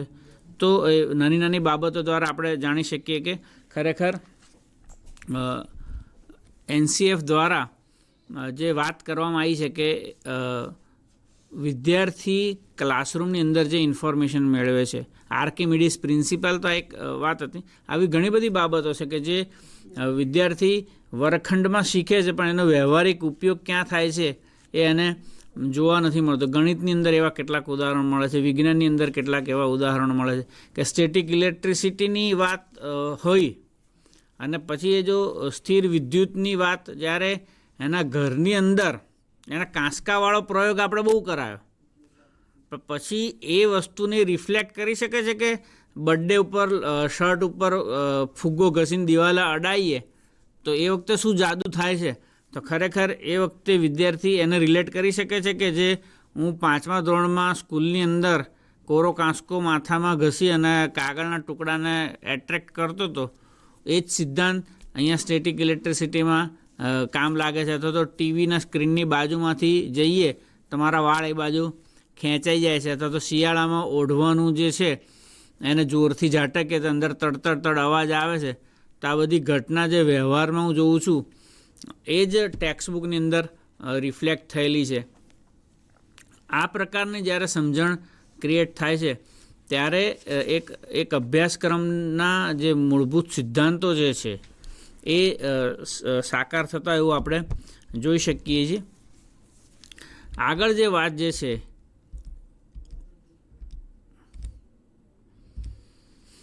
એ સનાતન સત્ય કહેવાય, અથવા તો NCF 2005નું જે લેન્ડમાર્ક સ્ટેટમેન્ટ કહેવાય કે બાળક જ્ઞાનની રચના કરે છે, જ્ઞાનનો ઉપભોગતા નથી. કન્સ્ટ્રક્ટર ઓફ ધ નોલેજ છે, is not a consumer of the knowledge. અને એ જે છે એ સોસાયટીનો જે ચેન્જ થયો એ સોસાયટીનો ચેન્જ બતાવે છે. ભારતના પોસ્ટ ઇન્ડિપેન્ડન્ટ એજ્યુકેશન હિસ્ટ્રીની અંદર જે એક પાયાગત તફાવત આવ્યો વિદ્યાર્થી અને એના પ્રત્યે સિસ્ટમના કોન્સેપ્ટનો, કે જે સિસ્ટમ માનતી હતી કે વિદ્યાર્થીઓ આ પ્રકારનું અધ્યયન કરે છે, અથવા તો પહેલાં એવું માનતા કોરી સ્લેટ છે ને આપણે એને ભરી દેવાનો ખાલી ઘડો છે. એ બધા કોન્સેપ્ટથી જેમ જેમ વિદ્યાર્થી તરફના કોન્સેપ્ટ ચેન્જ થતા ગયા એમ આપણી વાતો અને વ્યવહાર ચેન્જ થતા જાય છે. તો જે કન્સ્ટ્રક્ટર ઓફ ધ નોલેજની વાત છે ને એ બહુ માર્મિક છે. હિરેનભાઈના પ્રેઝન્ટેશનમાં પણ આપણે જોયું અને આપણે પણ એ જાણીએ છીએ કે વિદ્યાર્થી એટલે કે જ્યારે લર્નિંગ કરીએ ત્યારે આપણે પણ વિદ્યાર્થી છીએ. તો આપણે જ્યારે પણ લર્નિંગ ચાલતું હોય છે ત્યારે at the end of learning એક લર્નિંગની જે પ્રોસેસ છે એ એક નવી ઇન્ફોર્મેશન આવી અને આપણા મગજની અંદર એક કોન્ફ્લિક્ટ રિઝોલ્યુશન થઈ અને નવી ઇન્ફોર્મેશન જનરેટ થાય છે. તો એ દરેકની ઇન્ડિવિજ્યુઅલાઇઝ છે. એના માટે બહુ સુંદર એક વાત ઘણા બધા ડોક્યુમેન્ટની અંદર મેન્શન છે કે ઇફેક્ટિવ ટીચર અથવા તો ઇફેક્ટિવ સિસ્ટમ ગમે તે હોય એ ક્લાસરૂમની અંદર ઇફેક્ટિવ ટીચિંગને ગેરંટી કરી શકે છે, ઇફેક્ટિવ લર્નિંગને નહીં. કારણ કે લર્નિંગ જે છે એ ઇન્ડિવિજ્યુઅલાઇઝ છે. દરેક વ્યક્તિનું લર્નિંગ અલગ અલગ હોય છે. ટીચિંગ એ યુનિવર્સલ છે, એટલે કે ટીચિંગ એ મોટા પાયે થાય છે, જ્યારે લર્નિંગ જે છે દરેકનું વ્યક્તિગત થાય છે. આવા ઘણા બધી બાબતો આપણે એ સમજી શકીએ. બહુ સુંદર એક સિમ્પલ ઉદાહરણ દ્વારા સમજીએ કે રેડિયો સિગ્નલ એક સરખી પ્રસારિત થવા છતાં દરેક રેડિયાનો સાઉન્ડ અલગ અલગ હોય છે, કારણ કે દરેક રેડિયો જે છે રિસેપ્ટર્સ છે અને જે રિસેપ્ટર્સની જેવી મિકેનિઝમ હોય એ પ્રમાણેનું એનું રિસીવિંગ થાય. એટલે કે લર્નિંગ દરમિયાન દરેક આવનાર વર્ગખંડના વિદ્યાર્થીનો જે પોતાનો પૂર્વાનુભવ હોય એ પૂર્વાનુભવના આધારે એનું લર્નિંગ અલગ અલગ થાય. એટલા માટે જ ઇન્ડિવિજ્યુઅલાઇઝ્ડ એજ્યુકેશન પ્રોગ્રામ જે અલગ અલગ અત્યારે 1 થી 5 ધોરણની 4 ધોરણની અંદર જે પ્રજ્ઞા અભિગમ ચાલે છે એની અંદર પણ આ પ્રકારની વાત છે કે વિદ્યાર્થીની લર્નિંગ સ્પીડ અને લર્નિંગ સ્ટાઇલને આધારે વિદ્યાર્થી પોતાની અનુકૂળતા અને પોતાની ગતિએ એ અધ્યયન કરે તો એ જે છે એ સિદ્ધાંતને આધારે કે પોતાનું જ્ઞાનનું સર્જન પોતે કરે છે. હું તમને એક રેકમેન્ડ કરીશ, ગટ્ટુ પિક્ચર જો અનુકૂળ હોય તો એ ગટ્ટુ પિક્ચર જો એક સ્લમનો વિદ્યાર્થી લર્નિંગ ડિઝાયરના આધારે કયા લેવલ સુધી અને પોતાનું એક્સપિરિયન્સના આધારે કઈ રીતના ઇન્ફોર્મેશનને નોલેજમાં કન્વર્ટ કરે છે અને આગળ વધે છે. નેશનલ એવોર્ડ વિનર ફિલ્મ છે, સ્કૂલમાં વિદ્યાર્થીને પણ બતાવી શકાય એવી છે. લગભગ આજથી 6-7 વર્ષ પહેલાં આવેલી આ ફિલ્મ છે. તો એ જે છે એ એનસીએફમાં જે કીધું કે એ ઉપભોક્તા નથી પણ એ જ્ઞાનનો સર્જક છે. નોલેજ જે છે એ ECCE સાથે સાંકળવું જોઈએ શાળાની અંદરનું. નેશનલ એજ્યુકેશન પોલિસી પર અત્યારે રાજ્ય કક્ષાએ અને રાષ્ટ્રીય કક્ષાએ સતત ચર્ચાઓ ચાલી રહી છે. એની અંદર પણ બહુ અસરકારક રીતના પૂર્વ પ્રાથમિક શિક્ષણના સંદર્ભે વાત છે. તો એ જે છે એનસીએફની અંદર કે આપણે વિદ્યાર્થીઓને જજમેન્ટલ બહુ છીએ.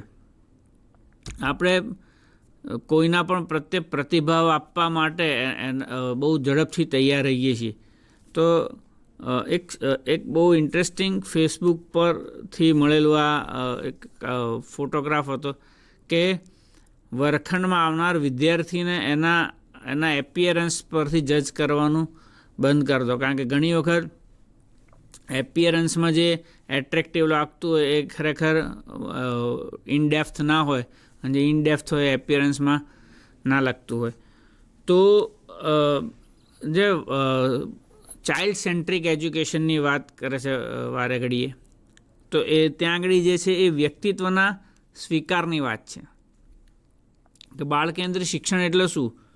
તો કે બાળકેન્દ્રી શિક્ષણ એટલે બાળકની સક્રિય ભાગીદારી હોય. અને સક્રિય ભાગીદારી ત્યારે જ થાય કે જ્યારે વર્ગખંડની અંદર શિક્ષક વિદ્યાર્થીના વ્યક્તિત્વનો સ્વીકાર કરે અને એને મહત્ત્વપૂર્ણ માનવામાં આવે. અને એનસીએફે કીધું એટલે નહીં, પણ આપણને પણ વ્યવહારમાં આપણે જોયેલી બાબત છે કે જ્યારે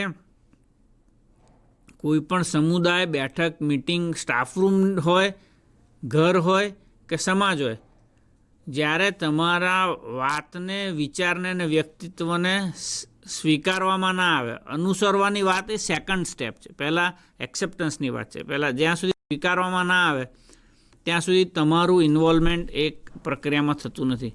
તો વિદ્યાર્થીને પણ વર્ગખંડની અંદર જ્યારે શિક્ષક દ્વારા એની વાતને અને એના વ્યક્તિત્વને સ્વીકારવામાં ના આવે ત્યાં સુધી એ લર્નિંગ પ્રોસેસમાં જોઈન્ટ થતો નથી. અને એના માટે એક નવી એક ટર્મિનોલોજી જેને લર્નિંગ લેગિંગ કહેવામાં આવે છે, લર્નિંગ લેગ અથવા તો લર્નિંગ ગેપ, કે એના કારણે એનું લર્નિંગ થાય છે પણ એ પછી ડિલેડ લર્નિંગ થયા કરે છે. એ સતત પેલી 4x400 મીટરની રિલે હોય એ જો તમે ઓબ્ઝર્વ કરી હોય તો એક રાઉન્ડ પતે, પછી બીજો રાઉન્ડ પતે, પછી ત્રીજો રાઉન્ડ પતે, પણ એના જે લર્નિંગ લેગ ઉત્પન્ન થવાના કારણે એ લેપમાં ધીરે ધીરે પાછો પડતો જાય અને પછી એના ઉપર સ્લો લર્નર કે મંદ બુદ્ધિ આવા બધા અનવોન્ટેડ લેબલિંગ લાગવા માંડે. જેમ મેં કીધું કે એના માટે આપણે બહુ એક્સપર્ટ રહીએ છીએ. એટલે એ લેબલિંગ લાગવા માંડે અને લેબલિંગ જનરલાઇઝ થતું જાય અને પછી એ સ્ટુડન્ટ એના ગ્રુપમાંથી અલગ પડતું જાય અને પછી એનું અનલર્નિંગનું લેવલ એટલું વધી જાય કે કાં તો એ સ્કૂલમાંથી એ અપવ્યય અને વેસ્ટેજ થઈ જાય, મીન્સ કે સ્કૂલ સિસ્ટમમાંથી એ બહાર નીકળી જતું હોય. તો આ બધી પ્રોસેસ ના થાય એટલા માટે સાચો ખોટો જે છે ને એ સેકન્ડરી વસ્તુ છે. જવાબ પણ પહેલાં એને જવાબ આપ્યો એ બદલ, એ ઊભો થઈને એની જાતને એક્સપ્રેસ કર્યો એ બદલ વર્ગખંડમાં વિદ્યાર્થીને એપ્રિશિએટ કરવાની જરૂરિયાત છે. તો આ પછી બહુ એનસીએફની અંદર એક જે મહત્ત્વની વાત છે, છેલ્લી વાત કહીને પછી આપણે અનવરભાઈની જે વાત રજૂ કરે છે તેના પર જઈશું અને પછી સમય મળશે તો ફરીથી આપણે એનસીએફના કેટલાક બાબતો ઉપર પાછા જઈશું. પણ એક જગ્યાએ બહુ સુંદર લખ્યું છે કે કોનું નોલેજ મહત્ત્વનું, whose knowledge is very important. બે સ્ટોરી બહુ ઇન્ટરેસ્ટિંગ એની અંદર આપેલી છે, એનસીએફની અંદર નોટેડ લખેલી છે. તમને મિત્રોને વિનંતી કે એનસીએફનું ડોક્યુમેન્ટ એ ત્રિભાષી ફોર્મ્યુલા પ્રમાણે 3 લેંગ્વેજમાં અવેલેબલ છે, ઇંગ્લિશ, હિન્દી અને ગુજરાતી. તમને અનુકૂળ કોઈ પણ ભાષામાં તમે એનું અધ્યયન કરી શકો છો અને ગમે ત્યારે એનું ડિસ્કશન કરી શકીએ. એક જે છે એક બે સ્ટોરી કહી અને ઝડપ મારી વાતને પૂરી કરું. એક છે કે ટ્રાઇબલ બેકગ્રાઉન્ડની અંદર એક સ્ટુડન્ટ છે કે જે દરેક ઝાડને જોઈને આઈડેન્ટિફાય કરી નાખે. થર્ડને આંખ બંધ કરીને થર્ડને સ્પર્શ કરે અને કહી દે છે કે લીમડાનું છે વૃક્ષ કે આસોપાલવનું વૃક્ષ છે કે આંબળાનું વૃક્ષ છે. પાંદડાને જોઈને સ્પર્શ કરીને સૂંઘીને ચાખીને એટલે કે સેન્સીસથી એ જાણે છે. તંતુ મૂળ છે, સોટી મૂળ છે, સમાંતર શિરા વિન્યાસ છે, આ બધું જ નોલેજ એ બાય સેન્સીસથી એક્સપિરિયન્સથી કહી શકે છે. પણ જ્યારે માઇક્રોસ્કોપની અંદર એને LS ને TS બતાડવામાં આવે પર્ણ કે મૂળનો, તો એને ખબર નથી પડતી કે ભાઈ આ કયા ઝાડનું કે કયા એનું મૂળ છે, કે આમાં જળવાહિની કઈ કહેવાય ને અન્નવાહિની કઈ કહેવાય. અને એનાથી કોન્ટ્રાડિક્ટરી અર્બન સેટઅપની અંદર સ્કૂલની અંદર એક સ્ટુડન્ટ છે કે જે સેક્શન જોઈને તરત કહી દે છે કે આ કયા ઝાડનું મૂળનું LS છે કે TS છે, કયા ઝાડનું પર્ણ છે. પણ એને ફિલ્ડમાં લઈ જાઓ બોટનિકલ ગાર્ડનમાં તો એને ખબર નથી પડતી કે આ કયું ઝાડ છે. તો રિસ્પેક્ટિંગ ધ નોલેજ, અહીંયા આગળ કોનું સાચું કોનું ખોટું મહત્વ નથી, પણ રિસ્પેક્ટિંગ ધ નોલેજ, દરેકનું ઇન્ફોર્મેશન નોલેજ મહત્ત્વના છે. એવી એક બીજી સ્ટોરી છે વેસ્ટ બેંગાલની અંદર વન વિભાગ દ્વારા આંબળાની ખેતી કરવામાં આવતી હતી અને એમાં એવું થયું કે દર સેકન્ડ જનરેશને આંબળાનું પ્રોડક્શન ઘટવા માંડ્યું. એટલે ફોરેસ્ટ ડિપાર્ટમેન્ટના વ્યક્તિઓ, ફોરેસ્ટ સાયન્ટિસ્ટ જે હતા, જે આ કલ્ટિવેશનનું કામ કરતા હતા, એ આજુબાજુના ગામડામાં ફરતા હતા ને એક જગ્યાએ ચા નાસ્તો કરવા બેઠા હતા, ત્યાં આગળ વાતો કરતા હતા. તો ત્યાં જે લોકલ ખેડૂત હતો એણે કીધું કે હમણાંનો દાવાનળ થયો નથી ને એટલે આંબળા ઓછા પાકે. એટલે બધા હસવા માંડ્યા કે આવું તો શું હોય એમ. પછી એના ઉપર રિસર્ચની ટીમ થઈ અને રિસર્ચની ટીમનું 2-3 વર્ષે એવું સંશોધન આવ્યું કે આંબળાની જે સેકન્ડ જનરેશન માટે જે જર્મિનેશન થાય ને છોડ ઉગે એના માટે કેટલીક ડિગ્રી ટેમ્પરેચરનું જ્યારે તાપમાન ઉત્પન્ન થાય ત્યારે જે સીડ્સ છે જર્મિનેટ થાય છે અને સારી ક્વોલિટીના સીડ્સ પેદા થાય છે.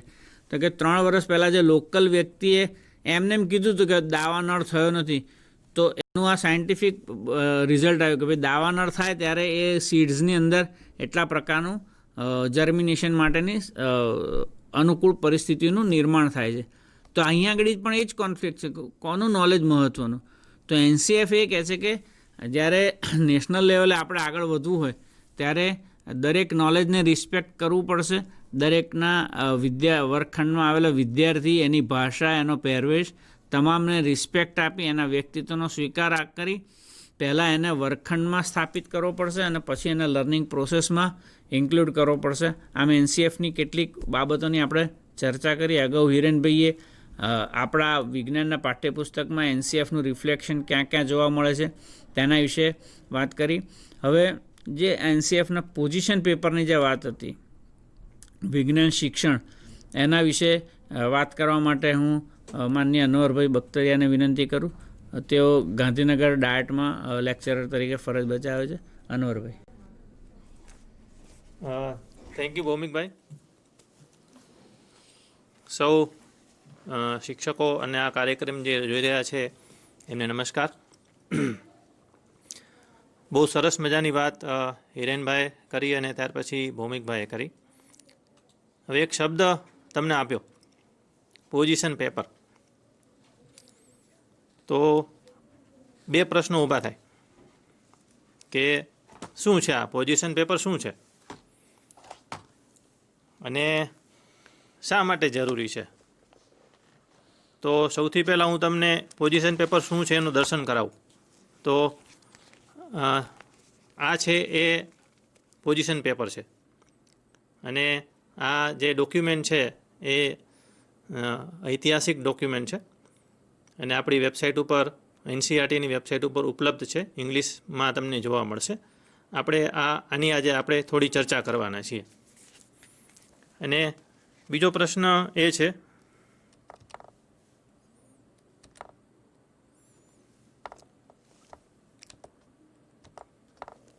ત્રણ વસ્તુ આપણે જોવાના છે. પહેલી વાત મેં કરી કે શું છે વિજ્ઞાન શિક્ષણનું પોઝિશન પેપર અથવા તો સ્થિતિપત્ર, અને બીજી બાબત એ છે કે શા માટે આપણે આના વિશે આ સમયે જાણવું જોઈએ, અને એમાંની કેટલીક અગત્યની વિગતો છે એના ઉપર આપણે હમણાં થોડો સમય વાત કરવાના છીએ. તો સૌથી પહેલાં આપણે જાણીએ કે આ પોઝિશન પેપર છે શું. તમારામાંથી ઘણા બધા શિક્ષકોએ, જેમ ભૌમિકભાઈએ કહ્યું અગાઉ એ પ્રમાણે તમે ઓનલાઈન અપર પ્રાઇમરી શિક્ષકોની જે ઓનલાઈન કોર્સ થયો, course on teaching for upper primary teacher according science, તો એની અંદર જેમને અભ્યાસ કર્યો છે જે શિક્ષકો, એમને કદાચ આની ખબર હશે, પણ બધા શિક્ષકો એમાં જોડાઈ શક્યા નથી. તો આ પોઝિશન પેપર એ એક સંશોધિત દસ્તાવેજ છે. એનસીએફની વાતમાં તમે જોયું એમ કે રાષ્ટ્રીય પાઠ્યક્રમ રૂપરેખા એટલે કે એનસીએફ છે એ 2005ની અંદર અમલીકૃત થયું, અને એ એનસીએફ છે એના 21 ફોકસ ગ્રુપ તૈયાર થયા હતા, અને 21 ફોકસ ગ્રુપ પૈકી એક ગ્રુપ છે એ વિજ્ઞાનનું હતું કે જેને વિજ્ઞાનના પોઝિશન પેપર ઉપર એમને કામ કર્યું. એટલે આ એક 14 સભ્યોની એક ટીમ હતી, જેના જે અધ્યક્ષ હતા એ પ્રોફેસર અરવિંદ કુમાર હતા. તેમણે એમની અધ્યક્ષતામાંની અંદર આ 14 સભ્યોની ટીમે આખા રાષ્ટ્રની અંદર એક રિસર્ચ સંશોધન કરી અને વિજ્ઞાન શિક્ષણ કેવું હોવું જોઈએ, શું અપેક્ષા છે, રાષ્ટ્રીય પાઠ્યક્રમ રૂપરેખાને કઈ રીતના આપણે આપણી શાળાકીય જીવનની અંદર કઈ રીતે આપણે એને પ્રદર્શિત કરી શકીએ, એ અંગે અભ્યાસ કરી અને એક દસ્તાવેજ તૈયાર કર્યો જે 2000 અમલમાં આવ્યું. તો આ એક આપણું વિજ્ઞાનનું પોઝિશન પેપર છે. અત્યારે જે પણ આપણે અભ્યાસક્રમ જોઈ રહ્યા છીએ, જે પણ આપણી ટેક્સ્ટ બુક છે, અને આપણે શાળા કક્ષાએ જે પણ કામ કરાવીએ છીએ, જે ભૌતિક સુવિધાઓ છે, એ બધું જ આ પોઝિશન પેપરની અંદર જે તે વખતે ઉલ્લેખાયેલું હતું, અને એનું એ ફળ છે. એટલા માટે આપણે એ જાણવું જરૂરી છે કે એની અંદર આપણે જે કામ કરી રહ્યા છીએ એ આપણા કામને ક્યાંથી આવેલું છે અને કેવી રીતના કરવાનું છે એની વિગતો આ ડોક્યુમેન્ટમાં મૂકવામાં આવી છે. તો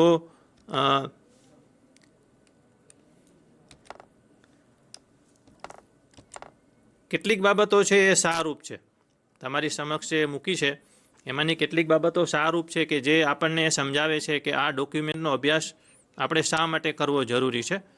તો સૌથી પહેલાં તો આપણે પ્રાથમિક શાળા એટલે કે પ્રાથમિક તબક્કે એટલે કે ધોરણ 1 થી 5ની, અને એમાંય ખાસ કરીને ધોરણ 3 થી 5ની વાત કરીએ તો વિદ્યાર્થીઓને એમની જિજ્ઞાસા સંતોષાય, અવલોકન કરે, વર્ગીકરણ કરે, અનુમાન કરે, અને એમની મનોસ્નાયવિક કુશળતા છે એ બળવત્તર બને, એવી પ્રવૃત્તિઓ આપી અને વિદ્યાર્થીઓને તેમાં વ્યસ્ત રાખવા જોઈએ પ્રાથમિક કક્ષાએ. અને આ સ્તરમાં એટલે કે પ્રાથમિક શાળા કક્ષાએ સ્તરની અંદર મૂલ્યાંકન છે એમાં કોઈ સ્થગિતતા આવી ના જોઈએ. ઘણા બધા શિક્ષકોને પ્રશ્નો છે કે શા માટે નાપાસ કરતા નથી, શા માટે ગ્રેડ આપવામાં આવે છે, શા માટે નંબર પ્રથા બંધ કરવામાં આવી છે. તો એનું જે વિઝન છે એ આ ડોક્યુમેન્ટની અંદર આપણને જોવા મળે છે. એટલા માટે એક આપણે પ્રાથમિક શાળાની અંદર કાર્ય કરતા એક વિજ્ઞાનના શિક્ષક તરીકે આપણને આ ડોક્યુમેન્ટનો અભ્યાસ કરવો ખૂબ જરૂરી છે. હવે આપણે આપણા લેવલની વાત કરીએ કે ઉચ્ચ પ્રાથમિક શિક્ષણની અંદર એ ક્યાં જોવા મળે છે. તો સૌથી મહત્ત્વની કેટલીક, આમાં ઘણી બધી બાબતો છે, એમાંથી કેટલીક મહત્ત્વની જે બાબતો છે એ અહીં ઉલ્લેખાયેલી છે. એમાં સૌ પ્રથમ છે બાળકને પરિચિત અનુભવો દ્વારા આપણે વિજ્ઞાન શીખવવાનું છે. સરળ ટેકનોલોજીનો ઉપયોગ કરી અને એના દ્વારા નમૂનાઓ તૈયાર કરી અને ક્રિયા દ્વારા શીખવવાનું ચાલુ રાખવું જોઈશે. એટલા માટે આપણી જે ટેક્સ્ટ બુક છે, જે અગાઉની ટેક્સ્ટ બુક હતી એ તમે જોઈ હશે, અત્યારે આપણે 3 વર્ષથી એનસીઈઆરટી બેઝ ટેક્સ્ટ બુક આપણે ચાલે છે, પણ આ અગાઉની જે ટેક્સ્ટ બુક હતી એમાં પણ તમારામાંથી ઘણા બધા શિક્ષકોએ કામ કરેલું છે. તો એમાં તમે જોયું હશે કે એક પ્રશ્ન તાલીમ દરમિયાન એવો આવતો, શિક્ષકોની તાલીમ દરમિયાન, કે આપણા પુસ્તકની અંદર આટલી બધી ખાલી જગ્યાઓ શા માટે મૂકવામાં આવી છે. એટલે એક પ્રશ્ન હતો. પછી એ પ્રશ્ન ધીમે ધીમે શિક્ષકોને તાલીમ દરમિયાન અને અનુભવમાંથી ખ્યાલ આવી ગયો કે શા માટે ખાલી જગ્યાઓ મૂકવામાં આવી છે. કારણ કે આપણે વિદ્યાર્થીઓને જેમ અગાઉ ભૌમિકભાઈએ કહ્યું એમ શીખવવાનું નથી, પણ શીખતા શીખવવાનું છે. એટલા માટે એ ખાલી જગ્યાઓ પ્રસ્તુત એ વખતે કરવામાં આવી હતી. તો આપણી જે ટેક્સ્ટબુક છે એ ટેક્સ્ટબુક આ વિઝન આધારિત આપણે બનાવી હતી અને એવા જ પ્રકારની ટેક્સ્ટબુક અત્યારે પણ આપણે વર્ગખંડની અંદર આપણે અમલમાં છે. એટલા માટે આપણને એનો અભ્યાસ કરવો જરૂરી છે. બીજી વસ્તુ જે છે એ ટેક્સ્ટબુક છે એ એક આવશ્યક સાધન એટલા માટે છે કારણ કે એ આપણી આટલી મોટી દેશની જે વસ્તી છે અને આટલી મોટી સંખ્યાના શિક્ષણના લાભાર્થીઓ છે, તો એના માટે આપણે એક એવું સાધન હોવું જોઈએ કે જેના દ્વારા આપણે જે વિષય વસ્તુ જે શીખવવા માગીએ છીએ એ આપણે એને પીરસી શકીએ. એટલા માટે સુલભ અને સસ્તો સ્ત્રોત છે. એટલા માટે પાઠ્યપુસ્તક જે છે એ પાઠ્યપુસ્તકનું એક સાધન તરીકે ઉપયોગ આપણે કરવો જોઈએ એવી ભલામણ છે. એ જ રીતે વિદ્યાર્થીઓને અગાઉ પણ ગોખણપટ્ટી આધારિત જે જ્ઞાન છે, સ્મૃતિ આધારિત, એની જગ્યાએ પૂછપરછ અને સર્જનાત્મકતાને પોષણ આપવું જોઈએ તેવા પ્રકારનું શિક્ષણ આપવું જોઈએ. અને તમારામાંથી ઘણા બધા શિક્ષકો છે એ અધ્યયન નિષ્પત્તિઓ વિશે જાણે છે. અગાઉ પણ અધ્યયન નિષ્પત્તિઓ હતી પુસ્તકની અંદર અને અત્યારે જે અધ્યયન નિષ્પત્તિઓ છે એનાથી ઘણા બધા શિક્ષકો પરિચિત છે. એવા પણ પ્રશ્નો છે અત્યારે હાલ કે આ અધ્યયન નિષ્પત્તિમાંથી સાચી અધ્યયન નિષ્પત્તિ કઈ? તો જીસીઆરટીની વેબસાઇટ ઉપર અધ્યયન નિષ્પત્તિ માટે, વિજ્ઞાનની અધ્યયન નિષ્પત્તિ માટેની ડોક્યુમેન્ટ મૂકવામાં આવેલું છે, એમાંથી તમને જોવા મળશે. તો એમાં ખૂબ જ અધ્યયન નિષ્પત્તિમાં બહુ સ્પષ્ટ છે કે કઈ અધ્યયન નિષ્પત્તિ છે એ કઈ રીતે શીખવવાની છે અને એની વર્ગખંડ પ્રક્રિયા કેવી રહેશે. તો અહીં પૂછપરછ અને સર્જનાત્મક કૌશલ્યને પોષણ આપવું જોઈએ તેવી ડોક્યુમેન્ટની અંદર ભલામણ કરી હતી. બીજી એક મહત્વની બાબત એ છે, એક પ્રશ્ન છે કે શું વિજ્ઞાનની પદ્ધતિ શું છે? આપણે બધા બીએડ કરીને અથવા તો પીટીસી કરીને, ડીએલએડ કરીને કે કોઈ પણ પ્રોફેશનલ ડિગ્રી સાથે આપણે શાળામાં ફરજ બજાવીએ છીએ, છતાં પણ ફરીથી પ્રશ્ન છે. તો અહીં કેટલાક પગથિયાઓ આપેલા છે. આ જે પગથિયાઓ આપેલા છે એ ક્રમિક છે અથવા તો એમાં કોઈ ફેરફાર કરી શકાય એવું નથી, પણ અહીં કેટલાક પગથિયા આપેલા છે કે એ પગથિયા પ્રમાણે આપણે વિજ્ઞાનની પદ્ધતિ એટલે કે પ્રોસેસ ઓફ ટીચિંગ સાયન્સ એ આપણે આ તબક્કે આ રીતના કરવી જોઈએ એવું આપણને ડોક્યુમેન્ટમાં આપણને ભલામણ કરેલ છે. અને એટલા માટે આપણા અભ્યાસક્રમની અંદર એ પ્રકારની બાબતો મૂકી છે, એ પ્રકારની મેથોડોલોજી છે અને એ પ્રકારની ટેક્સ્ટબુક છે.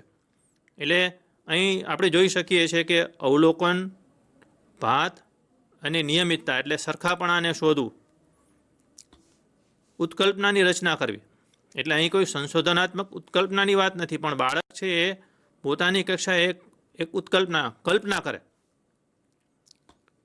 ઉદાહરણ તરીકે ભાઈ મેઘધનુષ્ય શા માટે જોવા મળે છે? અત્યારે ચોમાસાની ઋતુ ચાલે છે, તો એવી કલ્પના એને થાય અને એવી ઉત્કલ્પના કરી અને પછી એ પોતાના સાથી વિદ્યાર્થીઓ સાથે ચર્ચા કરે અથવા તો તમને વર્ગખંડમાં પ્રશ્ન પૂછે તો એની આ જે ઉત્કલ્પના છે એની રચના થાય અને એને યોગ્ય રીતે પ્રતિસાદ મળે. ગુણાત્મક અને ગાણિતિક મોડેલની કલ્પના કરવી. વિજ્ઞાન અને ગણિત એ પરસ્પર જોડાયેલા વિષયો છે અને ભૌતિક વિજ્ઞાન એક એવું વિજ્ઞાન છે કે જેની અંદર ઘણું ખરું ગણિત આવે છે. તો અહીં ગુણાત્મક અને ગાણિતિક મોડેલની કલ્પના કરવાની વાત પણ વિજ્ઞાનની પદ્ધતિમાં હોવી જોઈએ. અવલોકન અને નિયંત્રિત પ્રયોગ દ્વારા સિદ્ધાંતોને ચકાસવા. કેટલાક પ્રયોગો એવા છે કે જે નિયંત્રિત પ્રયોગો છે કે જે શિક્ષક દ્વારા થવા જોઈએ અને કેટલીક વસ્તુ એવી છે, મોટાભાગની આમ તો કહું વિજ્ઞાનના પુસ્તકની અંદર, કે જેને આપણે અવલોકન દ્વારા શીખવી શકીએ છીએ. અને આ રીતે આપણે વિદ્યાર્થીઓને નિયમ સુધી પહોંચાડવા જોઈએ. હવે એક ચર્ચા એવી છે, આમ તો આગળ પણ મારી વાત આવશે, પણ અત્યારે આ નીચે જે લખેલું છે એના અનુસંધાને મારે કહેવાનું છે કે આપણે જે અગાઉની જૂની ટેક્સ્ટબુક હતી એમાં શિક્ષકે શું ન કરવું જોઈએ એવી બાબતો આપી હતી. જો તમે યાદ કરો તો પાઠ્યપુસ્તક જે શિક્ષક આવૃત્તિ હતી એમાં કેટલીક વસ્તુ હોરિઝોન્ટલ હતી અને કેટલીક વર્ટિકલ શિક્ષક આવૃત્તિમાં મૂકી હતી. એમાં વર્ટિકલ બાબતોની અંદર કેટલાક પ્રશ્નો મૂકેલા હતા અને એક મુદ્દો આવો હતો કે કઈ વસ્તુ શિક્ષકે ના કરવી જોઈએ. તો મને જે ગમતી વસ્તુ છે એ હતી અને રહેશે બધા માટે કે વિદ્યાર્થીઓને પ્રયોગોના તારણો આપી દેવાના નથી. એટલે પેલી ખાલી જગ્યાઓવાળી વાત ફરી યાદ કરી કે વિદ્યાર્થીઓને પ્રયોગોના તારણો આપી દેવાના નથી. તો વિદ્યાર્થી જે તારણ આપે એ આપણે સ્વીકારવાનું. તો ફરી પાછી આપણે ભૌમિકભાઈની વાત યાદ કરીએ તો કે દરેક બાળક છે અનન્ય છે, દરેકનો જવાબ અલગ અલગ હોઈ શકે છે. શિક્ષકે એને દિશા આપવાની છે. આ અર્થની અંદર શિક્ષક છે એ માર્ગદર્શક છે. આપણે વાતો કરીએ છીએ કે શિક્ષક છે એ માર્ગદર્શક છે, તો ખરા અર્થની અંદર માર્ગદર્શક ક્યારે બનશે કે જ્યારે વિદ્યાર્થી જે પણ તારવશે એની તારવણીને શિક્ષક અનુમોદન આપશે, એમાં સુધારો કરશે અને સાચું શીખવશે. આ કરવાનું છે. એટલે આ રીતના આપણે વિજ્ઞાનનું જે પ્રાયોગિક કૌશલ્ય છે એ પ્રાયોગિક કૌશલ્ય આધારિત આપણે કામ કરવાનું થાય. આને સંદર્ભિત કેટલાક પ્રશ્નો આવેલા છે જેની હું પછી આપની સાથે વાત કરીશ. હવે આ આધારપત્ર છે એ આપણને શીખવું શા માટે જરૂરી છે એના છેલ્લા 2 મુદ્દા વાત કરી અને પછી આ ડોક્યુમેન્ટમાં શું છે એની આપણે વાત કેટલી કરવાના છીએ. તો અહીં એક વસ્તુ મૂકી છે પરીક્ષા પ્રણાલી વિશે ડોક્યુમેન્ટની અંદર. એટલે કે આ ડોક્યુમેન્ટની અંદર પરીક્ષા પ્રણાલી કેવી હોવી જોઈએ એનું એક વિઝન મૂકેલું છે અને એના સંદર્ભની અંદર તમે જુઓ છો કે ગુજરાત રાજ્યની અંદર તો છેલ્લા ઘણા વર્ષોથી આપણે એક સિસ્ટમ છે કે અભ્યાસક્રમ રચના થાય, પાઠ્યપુસ્તક રચના થાય, શિક્ષકોની તાલીમ થાય, એના મોડ્યુલની રચના થાય, તો એના માટે પ્રશ્નપત્રની રચના થાય, બ્લુપ્રિન્ટ બનાવવાની થાય. તો આવા બધા જ મુદ્દાઓની અંદર જે શિક્ષકો છે એ શિક્ષકોને આપણે જોડીએ છીએ. વૈજ્ઞાનિકો, ટેકનોલોજી, શિક્ષણવિદો અને શિક્ષકોને એક મંચ પર લાવવા જોઈશે એવી ભલામણ હતી અને આપણે એને અપનાવી લીધી છે. બીજી વસ્તુ વિજ્ઞાન વિશેની કેટલીક મહત્વની બાબત પૈકી એક અગત્યની બાબત જે કહી છે એ તમારી સમક્ષ મૂકી છે અહીં કે વિજ્ઞાન છે એ એક અનુભવના નવા ક્ષેત્રને આવરી લે છે. એ ગતિશીલ છે, એક વિસ્તરતું સ્વરૂપ છે. આપણે જોઈએ છીએ વિજ્ઞાન છે એ સતત વિસ્તરતું રહે છે, એ આપણો સૌનો અનુભવ છે. અને વિજ્ઞાન એક સામાજિક જરૂરિયાતનો પણ વિષય છે, એના વગર ચાલવાનું જ નથી. રોજબરોજની આપણી જે જરૂરિયાતો છે, સવારે ઉઠીથી કરીને રાત્રે સૂઈએ અને સૂતા પછી પણ એ આપણી જરૂરિયાતનો વિષય છે. એટલા માટે વિજ્ઞાન એ એક જ્ઞાન છે, વિશાળ જ્ઞાન છે અને જ્ઞાનમાં શક્તિ છે એ આપણે જાણીએ છીએ. અને એવી શ્રદ્ધા વ્યક્ત કરવામાં આવી છે આ ડોક્યુમેન્ટની અંદર કે વિજ્ઞાન દ્વારા આપણે દેશના લોકોની ગરીબી, અજ્ઞાનતા અને અંધશ્રદ્ધામાંથી એને જરૂર ને જરૂર ચોક્કસપણે આપણે બહાર કાઢી શકીશું અને આપણે જોઈએ પણ છીએ અને અનુભવીએ પણ છીએ. તો આ કેટલાક જે મુદ્દાઓ હતા એ એવા હતા કે જે આપણને પ્રેરણા આપે છે કે આજની સ્થિતિએ પણ આપણને આ ડોક્યુમેન્ટ છે એટલું જ પ્રસ્તુત છે જેટલું એ વખતે હતું. અને કદાચ હવે નવી શિક્ષણ નીતિ અમલમાં આવશે, આ વર્ષથી જ કે આવતા વર્ષથી અમલમાં આવશે, પછી એના આનુષાંગિક રાષ્ટ્રીય પાઠ્યક્રમ રૂપરેખાની રચના થશે અને પછી એના આધારે ફરી પાછું નવું પોઝિશન પેપર મુકાશે. કદાચ એની અંદર આ જ બાબતો હશે. આ બાબત બધી એવી છે કે જે સનાતન જેવી છે. તો હવે આ જે ડોક્યુમેન્ટ જે આપણે જોઈએ છીએ એમાં શું છે, તો આ ડોક્યુમેન્ટ છે એ મૂળ ડોક્યુમેન્ટ છે જે મેં તમને બતાવ્યું હતું એ 3 વિભાગોમાં એ અવલોકનો પોતાના નોંધે છે. 3 મુખ્ય વિભાગો છે ડોક્યુમેન્ટની અંદર અને એની અંદર કેટલા પણ ઘણા બધા પેટા વિષયો પણ એની અંદર મૂકવામાં આવેલા છે. એ જે 3 મુખ્ય મુદ્દાઓ છે, 3 મુખ્ય બાબતો છે, એ 3 મુખ્ય બાબતોને આપણે ટૂંકમાં આજે સમયને ધ્યાને રાખીને સમજવાના છીએ. તો સૌથી પહેલી મહત્ત્વની બાબત છે આદર્શ વિજ્ઞાન અભ્યાસક્રમ માટેના માપદંડો. આપણને એ જાણવું જરૂરી છે કે વિજ્ઞાનનો અભ્યાસક્રમ કેવો હોવો જોઈએ અને શા માટે આવો છે. આપણને એ પણ પ્રશ્ન હોય કે વિજ્ઞાનનો અભ્યાસક્રમ આવો શા માટે છે, તો એના માપદંડો છે. પછી વિવિધ સ્તરે, ખાસ કરીને આપણે આજે ઉચ્ચ પ્રાથમિક શાળા કક્ષાએ વિજ્ઞાનનો અભ્યાસક્રમ કેવો હોવો જોઈએ એની આપણે ખાસ વિશેષ અહીં ચર્ચા કરીશું કેટલાક મુદ્દાઓમાં.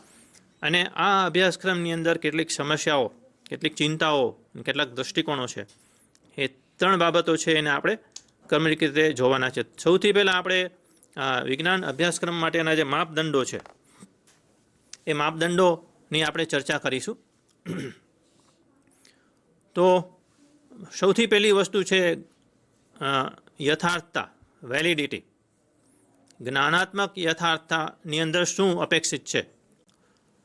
તો અભ્યાસક્રમના એ અપેક્ષિત છે કે એની અંદર જે સામગ્રી મૂકવામાં આવે, એની અંદર જે પ્રોસેસ બતાવવામાં આવે, એની અંદર જે ભાષા હોય એ વિદ્યાર્થીની ઉંમરને અનુરૂપ હોય, વય કક્ષાને ધ્યાને રાખીને હોય, અને એવી વસ્તુ એની અંદર મુકાવી જોઈએ કે જેની પહોંચ બાળકને હોય. એટલે તમે જુઓ છો કે આપણી જે ટેક્સ્ટ છે, આપણો અભ્યાસક્રમ છે, આપણી પાઠ્યપુસ્તક છે, એની અંદર આ વય કક્ષાને અનુરૂપ બાબતો મોટાભાગે, બધી જગ્યાએ કદાચ કેટલીક જગ્યાએ પ્રશ્નો હોઈ શકે છે, પણ મોટાભાગે એ રીતના રચાયું છે કે વિદ્યાર્થીઓની જ્ઞાનાત્મક પહોંચમાં આ બધું એની વય કક્ષાને અનુરૂપ હોય, અને એટલા માટે આપણે આવી ટેક્સ્ટબુક મૂકવાની, ટેક્સ્ટબુક અમલમાં છે. ઘણી વખત આપણને અહીં દ્વિધા થતી હોય છે કે આપણી જે ટેક્સ્ટબુક અમલમાં છે એનાથી ઘણી બધી સારી ટેક્સ્ટ બજારમાં મળે છે, અથવા તો એના કરતાં થોડી હળવી ટેક્સ્ટ મળે છે, તો આપણે એ શા માટે ઉપયોગમાં નથી લેતા? તો એનો અહીં આપણને ઉકેલ મળે છે. બીજી મહત્ત્વની જે વેલિડિટી છે, યથાર્થતા, એ વિષય વસ્તુની છે. કન્ટેન્ટ છે એ કેવું હોવું જોઈએ?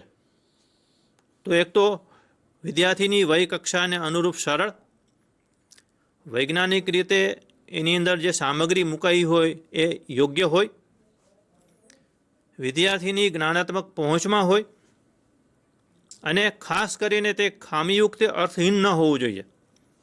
એ એકદમ પરફેક્ટ હોવું જોઈએ અને અર્થ સાથેનું હોવું જોઈએ, કે જેનો ચોક્કસ અર્થ, એમાં કોઈ ખામી ના હોવી જોઈએ, એવું કન્ટેન્ટ આપણે હોવું જોઈએ.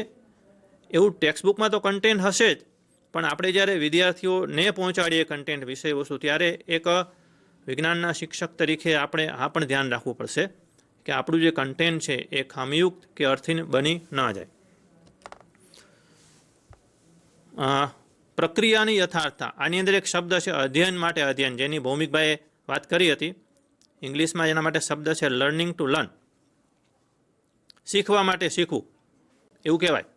એટલા માટે વાત છે કે વિદ્યાર્થીઓને શીખતા કરવાના છે, અને એટલા માટે કહેવામાં આવે છે કે વિદ્યાર્થી છે જ્ઞાનનો સર્જક છે. જ્યારે વિદ્યાર્થીને શીખતા આવડી જશે અને શિક્ષક તરીકે વિદ્યાર્થીને શીખવાનુંમાં સફળ જઈશું, ત્યારે વિદ્યાર્થી સાચા આત્મજ્ઞાનનો સર્જક બનશે. એ એની પ્રક્રિયાની યથાર્થતા છે. એટલે આપણે શાળા કક્ષાએ એવી પદ્ધતિઓ અને એવી પ્રક્રિયા સાથે વર્તન પ્રક્રિયા કરવાની થાય કે ખરેખર સાચા અર્થમાં વિદ્યાર્થીઓ છે એ શીખવા માટે શીખે. એ એની પ્રક્રિયાની યથાર્થતા છે. ઐતિહાસિક યથાર્થતા, હિસ્ટોરિકલ વેલિડિટી. ભવ્ય ઇતિહાસ છે, તો એ ઇતિહાસને આપણે નજરઅંદાજ કરતા નથી. એ ઐતિહાસિક બાબતોના પરિપ્રેક્ષ્યની અંદર આપણે વિદ્યાર્થીઓને વર્તમાન જે વસ્તુ છે એની સાથે આપણે જોડીએ છીએ, અને એ વર્તમાન પરિપ્રેક્ષ્યમાં જોડી અને આપણે ઐતિહાસિક બાબતો કઈ રીતે આ વસ્તુ આવી છે એ આપણે પહેલાં જાણવું પડશે. વૈજ્ઞાનિક શોધો થઈ છે એની પાછળનો ઇતિહાસ શું છે? કારણ કે વિજ્ઞાન છે, આપણે અગાઉ જોયું એમ કે સતત ગતિશીલ અને વિસ્તરતું ક્ષેત્ર છે. એટલે એની અંદર આપણે ચોક્કસ એવું નથી કહી શકતા કોઈ તબક્કે કે આ ફાઇનલ અને ફિક્સ, હવે આના પછી બીજું કોઈ સત્ય નથી, એવું કહી શકાતું નથી. એ સતત વિસ્તરતું અને ગતિશીલ છે. એટલા માટે એની ઐતિહાસિક યથાર્થતા પણ આપણા અભ્યાસક્રમની રચનામાં એક માપદંડ તરીકે આપણે લીધેલ છે. પર્યાવરણીય યથાર્થતા. પર્યાવરણ એ એક અત્યારનો એક મહત્વશીલ અને એક વૈશ્વિક મુદ્દો છે. તો વિદ્યાર્થીને વિજ્ઞાન દ્વારા એ ખાસ કરીને એને મૂકવામાં આવે અભ્યાસક્રમની અંદર. એટલા માટે જ આપણે ધોરણ 3થી પર્યાવરણ વિષય ચાલુ છે. આમ તો પહેલા ધોરણથી જ કહેવાય. વિજ્ઞાન કોઈ પૂછે કે વિજ્ઞાન ક્યારથી શીખવવું જોઈએ, તો પહેલા ધોરણથી. અને આપણે આપણા અભ્યાસક્રમની અંદર એવી બાબતો પહેલા ધોરણથી મૂકી છે પર્યાવરણના સંદર્ભમાં. તો પર્યાવરણીય યથાર્થતા એટલે વિદ્યાર્થીઓ સમક્ષ પર્યાવરણની કેટલીક ચિંતાઓ છે એ મૂકવામાં આવે, અને સમાજના સંદર્ભની અંદર એ મુદ્દાઓની પ્રશંસા માટે વિદ્યાર્થીને સક્ષમ બનાવવા પડશે. તો જ પર્યાવરણની કદર થશે અને આપણું પર્યાવરણ છે એ સુરક્ષિત રહેશે. નૈતિક યથાર્થતા બહુ મહત્વશીલ જે વેલિડિટી છે એ છે. તો આપણે પ્રયોગ કરતી વખતે કેટલાક જે ગુણો છે વિદ્યાર્થીને, એ આપણે એને લઈએ છીએ. અને એ ઉપરાંત આ બધી બાબતો પણ આપણને જોવા મળે છે. પ્રમાણિકતા, ઓબ્જેક્ટિવિટી, અનાત્મલક્ષિતા, સહકાર, ભયમુક્ત અને પૂર્વગ્રહથી મુક્ત થવાના મૂલ્યોને આપણો અભ્યાસક્રમ પ્રોત્સાહન આપતો હોવો જોઈએ એવી. અને આ અભ્યાસક્રમ છે બહુ મહત્ત્વની વસ્તુ નીચે બતાવી છે કે આદર્શ અભ્યાસક્રમ ક્યારે થાય, તો કે આ બધા માપદંડોને જ્યારે આપણે વર્ગખંડની અંદર સાકાર કરીએ ત્યારે એ ખરા અર્થમાં એક વિજ્ઞાનનો આદર્શ અભ્યાસક્રમ આપણે ગણી શકીએ. તો આ એક પહેલો મુદ્દો હતો વિજ્ઞાનના અભ્યાસક્રમની અંદર આપણા જે પોઝિશન પેપરની અંદર કેવી અપેક્ષા રાખવામાં આવે છે. બહુ ટૂંકમાં વાત કરી છે, ડિટેલમાં અંદર આપેલું છે. હવે બીજી જે બાબત છે એ વિવિધ સ્તરે અભ્યાસક્રમ કેવો હોવો જોઈએ. એમાં ખાસ કરીને પહેલાં પ્રાથમિક શાળા સ્તરે, કારણ કે એ સંદર્ભ લેવો જરૂરી છે, અને પછી ઉચ્ચ પ્રાથમિક શાળા સ્તરે કેવો અભ્યાસક્રમ હોવો જોઈએ એની વાત કરીએ. તો પ્રાથમિક શાળા કક્ષાએ એ બહુ ખૂબ જરૂરી છે કે વિદ્યાર્થીઓને શોધખોળ માટે આનંદદાયક શિક્ષણની પૂરતી તકો તરીકે આપણે એને લેવો જોઈશે. એક એવો તબક્કો છે કે જે તબક્કે વિદ્યાર્થીઓની જિજ્ઞાસા જાગૃત કરવાની છે. આ ઉંમરથી જ, એટલે કે ધોરણ 3 થી 5ની અંદર જ આપણે તફાવત, વર્ગીકરણ, અંદાજ, ચિત્રકામ, ડિઝાઇન, બનાવટ અને કેટલાક માપન, સ્વચ્છતા, પ્રમાણિકતા, સહકાર, જીવન અને પર્યાવરણની ચિંતાના મૂલ્યોને આપણે અહીં જ શીખવવાના છે પ્રાથમિક શાળા કક્ષાએ. અને એ જ રીતે જે વિજ્ઞાન છે એમાં કેટલીક વર્ગ બહારની પ્રવૃત્તિઓ પણ સાંકળવાની છે. બાળકોને વર્ગ બહાર પણ લઈ જવા જોઈશે. કેટલીક વાર્તાઓ, કવિતાઓ, નાટકો, જૂથ પ્રવૃત્તિઓ. ઘણી વખત આ જૂથ પ્રવૃત્તિની વાત આવે એટલે હવે તો આપણી સ્થિતિ બહુ સારી છે, પણ એક તબક્કો એવો હતો કે જ્યારે શિક્ષકોને તાલીમમાં જૂથ કાર્ય આપવામાં આવે, અથવા તો એમ કહેવામાં આવે કે વિદ્યાર્થીઓને આપણે વર્ગખંડમાં જૂથ કાર્ય આપવાનું છે, તો પહેલો તરત જ સામે જે રિબાઉન્સ થતો એવો હતો કે વિદ્યાર્થીઓ તો કદી જૂથમાં શીખી શકતા હશે ભલા. પણ તમે જુઓ છો અહીં ડોક્યુમેન્ટમાં ખૂબ મહત્ત્વની નાના બાળકો માટેની જૂથ પ્રવૃત્તિની વાત કરી છે. અને આપણે જોઈએ છીએ અત્યારે પ્રજ્ઞા અભિગમમાં શું છે. અત્યારે પ્રજ્ઞા અભિગમની અંદર બાળકોના જૂથ બનાવીને જ શીખવવામાં આવે છે. તો નાની ઉંમરના બાળકો છે એ, ઇવન આપણે મોટેરાઓ પણ, એડલ્ટ પણ જૂથમાં વધુ શીખી શકે છે એવા સંશોધનોએ સાબિત કર્યું છે. તો આ પ્રમાણે પ્રાથમિક શાળા સ્તરે અભ્યાસક્રમ હોવો જોઈશે. હવે ઉચ્ચ પ્રાથમિક શાળા સ્તરે ધોરણ 6 થી 8માં કેવો અભ્યાસક્રમ છે, આમ તો આપણે છે જ બધું અહીં, પણ કેવો હોવો જોઈએ એના સંદર્ભની અંદર અહીં લખેલું છે. એક તો સૌથી પ્રથમ અગત્યનું છે કે અહીં વિદ્યાર્થી છે સીધા વિજ્ઞાન વિષય તરીકે પ્રથમ સંપર્કમાં આવે. ધોરણ 6ની અંદર વિજ્ઞાન વિષય તરીકે આમ શીખે છે, પણ વિજ્ઞાન એઝ એ સબ્જેક્ટ તરીકે પ્રથમ વખત વિદ્યાર્થીને શીખવાનું આવે છે. એટલે આ તબક્કે વિદ્યાર્થીઓને ક્રિયાનું શિક્ષણ આપવાનું છે એ આપણે સ્પષ્ટ થવું પડશે કે ક્રિયા દ્વારા વિદ્યાર્થીને શીખવવાનું છે, અને એવા જ પ્રકારે આપણો અભ્યાસક્રમ બન્યો છે. અને જો એ પ્રમાણે શીખવવામાં ના આવે તો વિદ્યાર્થીઓનું ખરેખર જે શિક્ષણનું સ્તર છે એ સ્તરે પહોંચી શકતા નથી. કેટલીક સંકલ્પનાઓ અહીં મૂકવામાં આવી છે આ સ્તરે, જે તમે અભ્યાસક્રમ શીખવો છો એટલે તમને ખ્યાલ છે. કેટલાક રોજિંદા અનુભવોનો લાભ, વિદ્યાર્થીના અનુભવોનો પણ લાભ લેવાનો છે, અને શિક્ષકે પોતાના રોજિંદા અનુભવોનો લાભ વિદ્યાર્થીને આપવાનો છે. અને પાઠ્યપુસ્તકમાં મોટાભાગના જે પ્રયોગોને પ્રવૃત્તિ છે એ વિદ્યાર્થીને કરાવી શકાય એવા છે. એટલે તમે અનુભવ્યું હશે કે આપણે જે પ્રયોગો અને પ્રવૃત્તિઓ ટેક્સ્ટબુકમાં મૂકી છે એ બધી લગભગ મોટાભાગની પ્રવૃત્તિઓ અને પ્રયોગો સરળ છે, અને સ્થાનિક રીતે ઉપલબ્ધ સામગ્રીનો ઉપયોગ કરીને આપણે કરાવી શકાય તેવી છે. એટલે તમારા તરફથી જે એડવાન્સમાં કેટલાક પ્રશ્નો આવ્યા છે એ પ્રશ્નોનો હું એક ઉલ્લેખ કરીને જવાબ પણ આપું આપને. એક પ્રશ્ન એવો આવ્યો છે તમારા તરફથી ગઈકાલે કે અમારી પાસે સાધન સામગ્રી નથી તો અમારે શું કરવું. તો માની લો કે અમારી પાસે એસિડ નથી તો શું કરવું, અમારી પાસે લિટમસ પત્ર નથી તો શું કરવું, આવો એક પ્રશ્ન આવ્યો છે. તો અહીં એવું કહેવામાં આવ્યું છે કે સ્થાનિક રીતે ઉપલબ્ધ સામગ્રી, તો એમ થાય કે સ્થાનિક રીતે ઉપલબ્ધ સામગ્રી કઈ હોઈ શકે. તો આપણી ટેક્સ્ટ બુકમાં 2 પ્રકારના પત્રો બનાવવાની વાત છે, એક હળદર પત્ર અને એક જાસૂદ પત્ર. અને એ લિટમસ પત્રની બદલે એનો ઉપયોગ કરી શકાય છે. એ જ રીતે એસિડ તરીકે કેટલાક રોજબરોજમાં વપરાતા એસિડ છે એનો પણ ઉપયોગ કરી શકાય, કારણ કે આપણા પ્રયોગો એવા નથી કે જેને આપણને ચોક્કસ ગુણવત્તાવાળો એસિડ હોય તો થાય. આપણને રોજબરોજના ઉપયોગને એસિડથી વડે પણ આપણે આ પ્રયોગો કરી શકીએ છીએ. કેટલાક કાચના સાધનો નથી એવો પ્રશ્ન છે. ઉદાહરણ તરીકે પૃથ્થકરણ ગળણી નથી તો શું કરવું? તો પૃથ્થકરણ ગળણી છે એ આપણે પ્લાસ્ટિકની નકામી બોટલમાંથી બનાવી શકીએ છીએ. અને એવી ઘણી બધી તાલીમો અગાઉ ભૂતકાળમાં આપણે કરી છે, શિક્ષકોની તાલીમ, કે જેની અંદર આવા સરળ નમૂનાઓની રચના આપણે શિક્ષકો દ્વારા કરાવી છે, એની બનાવટ કરાવી છે. કેટલાક વિદ્યુત ઉપકરણોની રચના આપણે તાલીમ વર્ગોમાં કરાવી છે. અલબત્ત કેટલાક શિક્ષકો છે એને પોતાના શાળા અભ્યાસક્રમમાં વર્ગખંડ પ્રક્રિયામાં અમલમાં મૂકી પણ રહ્યા છે. એટલે આ સમસ્યાઓ હોય તો એના આ ઉકેલો પણ આ ડોક્યુમેન્ટની અંદર આપેલા છે એની અંદર, અને આપણે એ પ્રમાણે કરીએ છીએ. બીજી જે બાબતો છે એ પ્રોજેક્ટની વાત છે.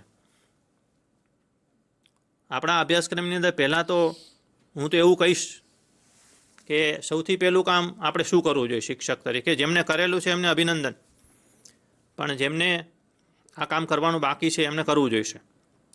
એટલે શું કરવું જોઈએ? તો કે આપણે આ અભ્યાસક્રમ છે જ્યાં સુધી બદલાય નહીં ત્યાં સુધી આપણે વિદ્યાર્થીઓ સુધી ડિલિવર કરવાનું છે, ભણાવવાનું છે એને વર્ગખંડમાં. તો અભ્યાસક્રમ બદલાય ત્યારે ફરીથી કરવું પડે, પણ ત્યાં સુધી આપણે એવું કરવું જોઈએ કે ધોરણ 6, 7 અને 8માં કયા પ્રયોગો એવા છે કે જે વિદ્યાર્થીને આપણે કરાવવાના છે. એક તો આપણી પાસે યાદી હોવી જોઈએ. આમ તો 3 યાદી હોવી જોઈએ. એક યાદી એવી કે જે ખાલી વિદ્યાર્થીઓને બતાવી શકાય એવા છે, એને કરાવવાની જરૂર નથી. બીજા પ્રયોગો એવા કે જે જોખમી છે, કે જે માત્ર આપણે જ કરાવવાના છે. અને મોટાભાગના ત્રીજા પ્રયોગો એવા કે જે મોટાભાગના છે કે જે વિદ્યાર્થીને આપણે બતાવી અને પછી શીખવવાના છે. એ જ રીતે અહીં પ્રોજેક્ટની વાત છે. તો આપણને એ પણ પરિચય હોવો જોઈએ કે આપણા અભ્યાસક્રમમાં કયા કયા પ્રોજેક્ટ આપણે કરાવી શકીએ એમ છે. તો જો આપણને આ ખબર હશે તો બધું કરાવી શકાશે, પણ જો ખબર જ નહીં હોય તો, એટલા માટે આપણને આ પહેલાં જાણકારી હોવી જોઈએ. અને અહીં પણ આપણે જોઈએ છે કે વિદ્યાર્થીઓને પ્રોજેક્ટ દ્વારા જૂથમાં અર્થપૂર્ણ તપાસમાં જોડવા જોઈશે. અને અર્થપૂર્ણ તપાસમાં જોડવા જોઈશે એમાં શિક્ષકની સામેલગીરી જોઈશે. એ તમારી સાથે, શિક્ષક સાથે ચર્ચા કરે, સાથે વિદ્યાર્થીઓ સાથે આંતરક્રિયા કરે. આ બધી જે વસ્તુઓ છે કરવાની છે. ચોક્કસ વસ્તુનો ઉલ્લેખ કરેલો છે. માહિતી એકત્ર કરવાની છે. એ વર્તમાનપત્ર જેવા કોઈ પણ સુલભ સ્ત્રોત હોય, સ્થાનિક વિસ્તારના જે તજજ્ઞો છે એની સાથે વાતચીત કરાવવાની છે. અને આ બધી તપાસ હાથ ધરી અને પછી એમને અગાઉ કહ્યું એમ જાતે નિર્ણય લેતા કરવાના છે. મૂલ્યાંકન સંબંધી એક નીચે આ ઉચ્ચ પ્રાથમિક શાળાએ કેવું મૂલ્યાંકન કરવું જોઈશે એની પણ કેટલીક વાત નીચે મૂકેલી છે. તો આપણે એ મૂલ્યાંકન પ્રથા આપણે ત્યાં અત્યારે ગુજરાતમાં ઘણા વર્ષોથી અમલમાં છે કે આપણે એકમ કસોટી લઈએ છીએ, સત્રાંત કસોટી લઈએ છીએ અને વાર્ષિક કસોટી પણ લઈએ છીએ. તો આ બધી કસોટીઓ દ્વારા આપણે મૂલ્યાંકન કરીએ છીએ. એવા પ્રકારની સિસ્ટમ આપણે અહીં અમલમાં છે. આ બધી વસ્તુ આપણે ત્યાં, ઘણી ખરી વસ્તુ આપણે ત્યાં અમલમાં છે, પણ એ કેટલું અમલ થઈ રહ્યું છે એ આપણે જોવાનું છે. હવે ત્રીજી જે વસ્તુ છે આ ડોક્યુમેન્ટની, એ છે કેટલાક મહત્ત્વના વિષયો અને ચિંતાઓ. તો આમાં જે મુખ્ય હાઇલાઇટ સ્વરૂપ મુદ્દાઓ છે એની આપણે વાત કરીએ કે આ ડોક્યુમેન્ટની અંદર આ બધું કરવા માટે કેટલીક જે મહત્ત્વની બાબતો છે એને અહીં ઇન્ડિકેટ કરી છે અને કેટલીક ચિંતાઓ પણ વ્યક્ત કરી છે. એમાં સૌથી પહેલી ચિંતા છે એ માળખાગત સુવિધાની છે. તમારામાંથી પણ આ પ્રશ્ન આવ્યો છે, એની પણ વાત કરું છું. તો અહીં એક પ્રશ્ન છે કે પ્રયોગશાળાનો અભાવ, અથવા તો સાધનોનો અભાવ, અથવા પ્રવૃત્તિ ખંડનો અભાવ. આ એક ચિંતા છે આપણી. આપણે જ્યારે વાત કરીએ ત્યારે એવો પ્રશ્ન આવે છે કે અમારે તો વર્ગખંડ પૂરતા બેસવા માટે પણ વર્ગખંડ નથી, તો પ્રયોગશાળાની વાત તો પછી આવશે. અમારે આવી કોઈ પ્રવૃત્તિનો ખંડબંધ નથી, કંઈ કશું નથી, તો અમારે સાધનો નથી. તો આ બધી જે ચિંતાઓ છે એના માટે ડોક્યુમેન્ટની અંદર ઘણા બધા સુઝાવ આપવામાં આવેલા છે. એમાં સૌથી મહત્ત્વપૂર્ણ સુઝાવ એ છે કે આપણા જે ક્લસ્ટર છે, ક્લસ્ટરની જે કલ્પના છે એ આપણા ડોક્યુમેન્ટમાં કરેલી છે કે આપણે અત્યારે જે CRC સેન્ટરો છે તો એક એવી ભૌતિક સુવિધાનું કેન્દ્ર હોવું જોઈએ કે જ્યાંથી આ બધી સાધન સામગ્રી છે એ પ્રાપ્ત આપણને થઈ શકે. ખંડની જે વાત છે, પ્રયોગશાળાનો અભાવ છે, તો આપણે પ્રાથમિક શાળા કક્ષાએ કોઈ અલગ પ્રયોગશાળાની અહીં સંકલ્પના નથી. એ ઉચ્ચ શિક્ષણ ક્ષેત્રે એ પ્રવૃત્તિ ખંડ કે પ્રયોગશાળા ખંડની વાત અહીં, કારણ કે આ ડોક્યુમેન્ટ છે એ પ્રાથમિક, માધ્યમિક અને ઉત્તર માધ્યમિક બધા માટે મુકાયેલું છે, એટલે એ સંદર્ભમાં આ વસ્તુ છે. પણ પ્રયોગશાળા હોવી જોઈએ એ ખૂબ જરૂરી વસ્તુ છે. અને પ્રયોગશાળાની અંદર જે સાધનો હોવા જોઈએ એ પણ જરૂરી છે, પણ ના હોય તો ઘણી બધી શાળાઓ છે એને એના વિકલ્પો શોધી કાઢ્યા છે. આપણે પણ કરી શકીએ. મેદાનની અંદર લતા મંડપ હોય, મેદાનની અંદર કોઈ એવો શેડ બનાવેલ હોય, અથવા તો શાળાની અંદર એવી એક જગ્યા હોય, લોબી હોય, કોઈ પણ એક એ વિકલ્પની અંદર આપણે આ વસ્તુ ઊભી કરી અને એની પૂર્તતા કરી શકીએ છીએ. બીજી જે ચિંતા અથવા તો વિષય છે એ છે અભ્યાસક્રમ, પાઠ્યપુસ્તકો અને સામગ્રીનો છે. તો આપણે તો આ છે જ કે પુસ્તકો છે એ રાષ્ટ્રીય નીતિ સાથે સુસંગત છે, એમાં આધારભૂત સત્યો અને તથ્યો પણ મૂકવામાં આવેલા છે. પણ એક ચિંતા જે મૂકી છે એ છે પ્રવૃત્તિ આધારિત શિક્ષણને સાકાર કરવાનો અભાવ એક પડકારજનક વિષય છે. એટલે આપણે બધા પ્રયત્નશીલ છીએ, પણ આ એક પડકારજનક વિષય તરીકે એને લીધેલો છે. અને અધ્યયન માટેની સામગ્રી અને એનું પદ્ધતિશાસ્ત્ર એ એક સાથે આપણે ક્લાસરૂમની અંદર વિકસિત કરવું પડશે. અને મોટી જે સમસ્યા છે એ ગોખણપટ્ટી આધારિત શિક્ષણની છે એ અહીં ચિંતા તરીકે લીધેલું છે. બીજી જે વસ્તુ છે એ છે પ્રયોગશાળા, કાર્યશાળા અને પુસ્તકાલય. આ પણ એક જનરલ સંદર્ભની અંદર, પણ આપણને ઉચ્ચ પ્રાથમિક શિક્ષણ ક્ષેત્રે લાગુ પડે એવી બાબતોને જોઈએ તો વિદ્યાર્થીઓ અહીં ચિંતાનો વિષય છે એ કાર્યશાળા છે એ હાઈસ્કૂલ લેવલની વાત છે, પણ પુસ્તકાલયની વાત છે. એમાં પણ એક ચિંતા વ્યક્ત કરવામાં આવી છે, એ બાળકની વાંચન ટેવમાં થતો ઘટાડો એક ચિંતા મૂકી છે. અને શાળા પુસ્તકાલય હોવું જોઈએ એવી વાત કરી છે.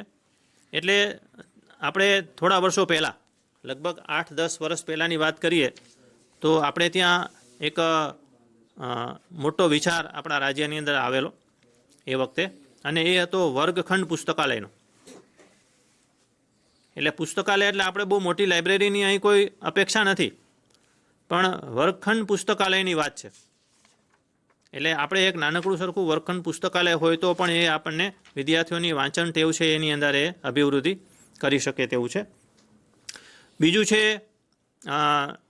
ICT, વિજ્ઞાન શિક્ષણ અને ICT. એટલે આની કલ્પના આપણે આ વિઝનરી ડોક્યુમેન્ટ છે, આપણે જોઈ શકીએ છીએ કે એટલા વર્ષો પહેલાં આ ડોક્યુમેન્ટ બનેલું છે, છતાં ત્યારે પણ એમાં ઇન્ટરનેટની શક્યતા અહીં મૂકવામાં આવી હતી.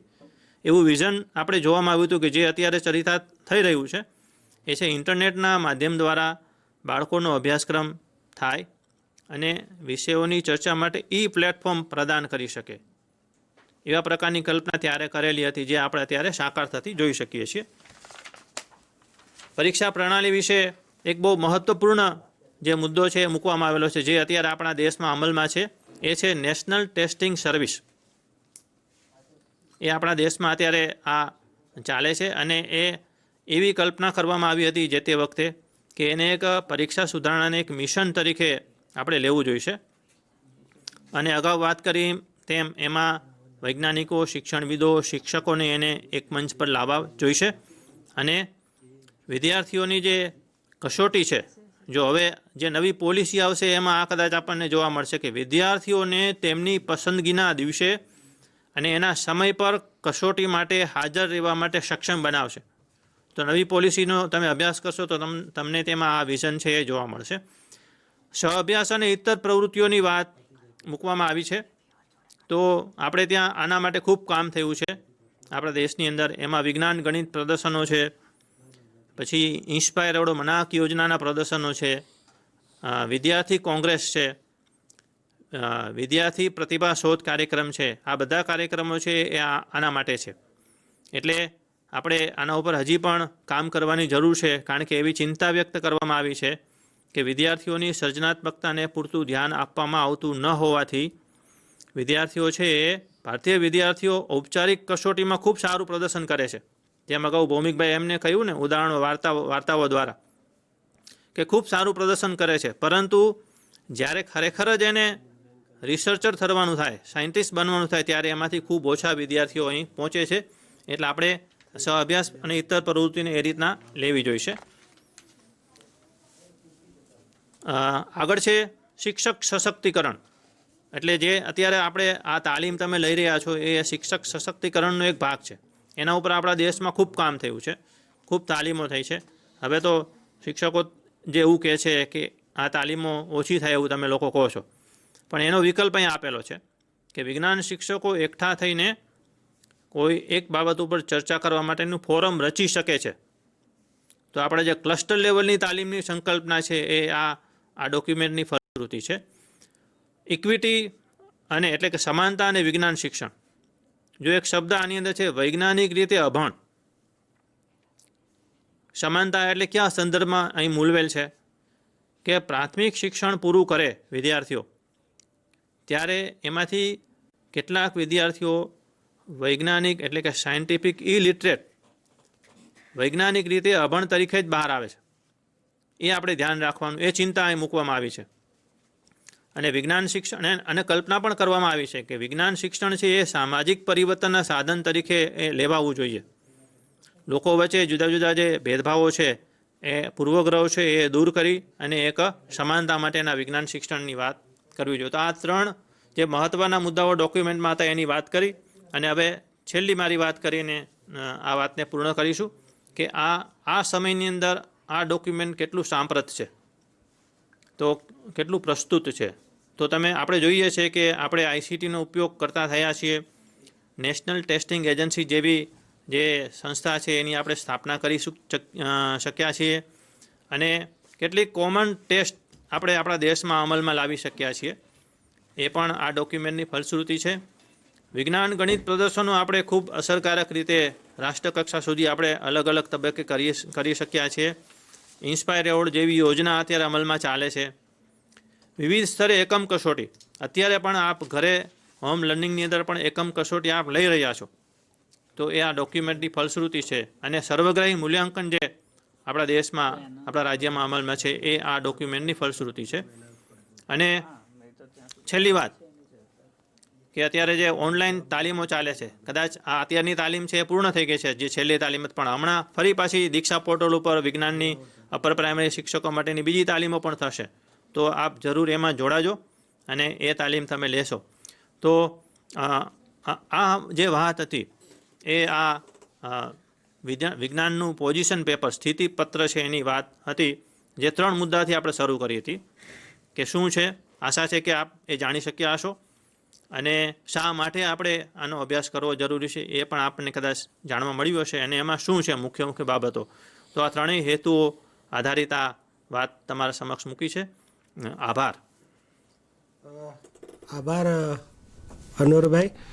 તમે વિજ્ઞાન શિક્ષણના સમજપત્રની સવિશેષ વાત કરી અને સમજપત્રનો ઉપયોગ વર્ગખંડ દરમિયાન શિક્ષકે કેવી રીતે કરવો એની સરસ મજાની સમજૂતી આપી. આજે આપણે NCF 2005 એના પોઝિશન પેપર અને અધ્યયન નિષ્પત્તિ આધારિત વર્ગખંડમાં શૈક્ષણિક કાર્ય કેવી રીતે કરવું એના માટેની સરસ સમજ મેળવી છે. આ મુદ્દાઓના અનુસંધાનમાં આપના કોઈ પ્રશ્નો હોય તો અત્યારે ટોલ ફ્રી નંબર તમને ડિસ્પ્લે થઈ રહ્યો છે. તમે ટોલ ફ્રી નંબર ઉપર તમારા પ્રશ્નો રજૂ કરી શકો છો, જેથી અહીંયાથી એક્સપર્ટ આપને એ જવાબો આપશે. દરમિયાન કેટલાક પ્રશ્નો આવેલા છે, એની રજૂઆત માટે ભૌમિકભાઈને વિનંતી છે. નમસ્કાર. ટોલ ફ્રી નંબર પરથી આવે પ્રશ્નો, ત્યાં સુધીમાં કેટલાક ફેક્સથી અથવા તો જે આપણે ગૂગલ ફોર્મ ને ઈમેલ જનરેટ કરેલો એનાથી પ્રશ્નો આવેલા છે. એક છે દાંતરડી પ્રાથમિક ક્લસ્ટરમાંથી પ્રશ્ન છે, મજૂરી કરતા વાલીના બાળકો વધુ હોવાથી બાળકોને મોબાઈલ આપી શકતા નથી. એના કારણે જ આપણે ઘરે બેઠા શીખીએ પ્રોગ્રામ અંતર્ગત જે પ્રિન્ટેડ મટીરિયલ દરેક વિદ્યાર્થીના સ્કૂલ સુધી પહોંચાડવાનો પ્રયત્ન કર્યો છે કે જેનાથી ઓછામાં ઓછું ટેકનોલોજી બેઝ, કારણ કે આપણો જે વિદ્યાર્થી જૂથ છે એ આ સેક્શનમાંથી આવતું હોવાથી આપણે એવો પ્રયત્ન કર્યો છે કે ઓછામાં ઓછી જરૂરિયાત આવી ઉત્પન્ન થાય. આ ઉપરાંત એક પ્રશ્ન છે કે ગોખણપટ્ટી કેવી રીતના દૂર કરવી. બહુ ગંભીર પ્રશ્ન છે અને બહુ જ સરળ જવાબ છે કે વર્ગખંડની અંદર ધીરે ધીરે આ પરિવર્તન આપ સૌ બી જોઈ શકતા હશો. જ્યારે મૂલ્યાંકન કરીએ ત્યારે પ્રશ્નો જ એવા ના પૂછીએ કે જેનાથી માત્ર મેમરી આધારિત જવાબો આપવા પડે, તો વિદ્યાર્થી અને વિદ્યાર્થીની સાથે સંકળાયેલા સમગ્ર શિક્ષણ સમુદાય ગોખણપટ્ટી આધારિત શિક્ષણથી બહાર આવશે. બહુ સિમ્પલ પ્રસંગ છે કે હંમેશા આઉટપુટ ચેન્જ કરો તો ઇનપુટ ચેન્જ થશે. તમારી મૂલ્યાંકનની પ્રક્રિયા વર્ગખંડથી માંડી અને વ્યવસાય શિક્ષણ સુધીની, જેમ કે આપણે અત્યારે જોઈએ છીએ કે ઘણીવાર એવું જોવા મળે કે બોર્ડની અંદર વધુ માર્ક આવેલો વિદ્યાર્થી JEE અને નીટની એક્ઝામની અંદર પરફોર્મ નથી કરી શકતો. હવે સ્થિતિ ધીરે ધીરે ચેન્જ થતી ગઈ, કારણ કે હવે ધીરે ધીરે વાલીઓ, વિદ્યાર્થી અને શાળાને ખબર પડી કે જે માત્ર ગોખણપટ્ટીવાળા પ્રશ્નો પૂછતા હતા, કે જે ટેક્સ્ટબુકની અંદર આપ્યું એને જ રેપ્લિકેટ કરતા હતા, એવા પ્રશ્નો નેશનલ લેવલની કોમ્પિટિટિવ એક્ઝામમાં પૂછાતા નથી.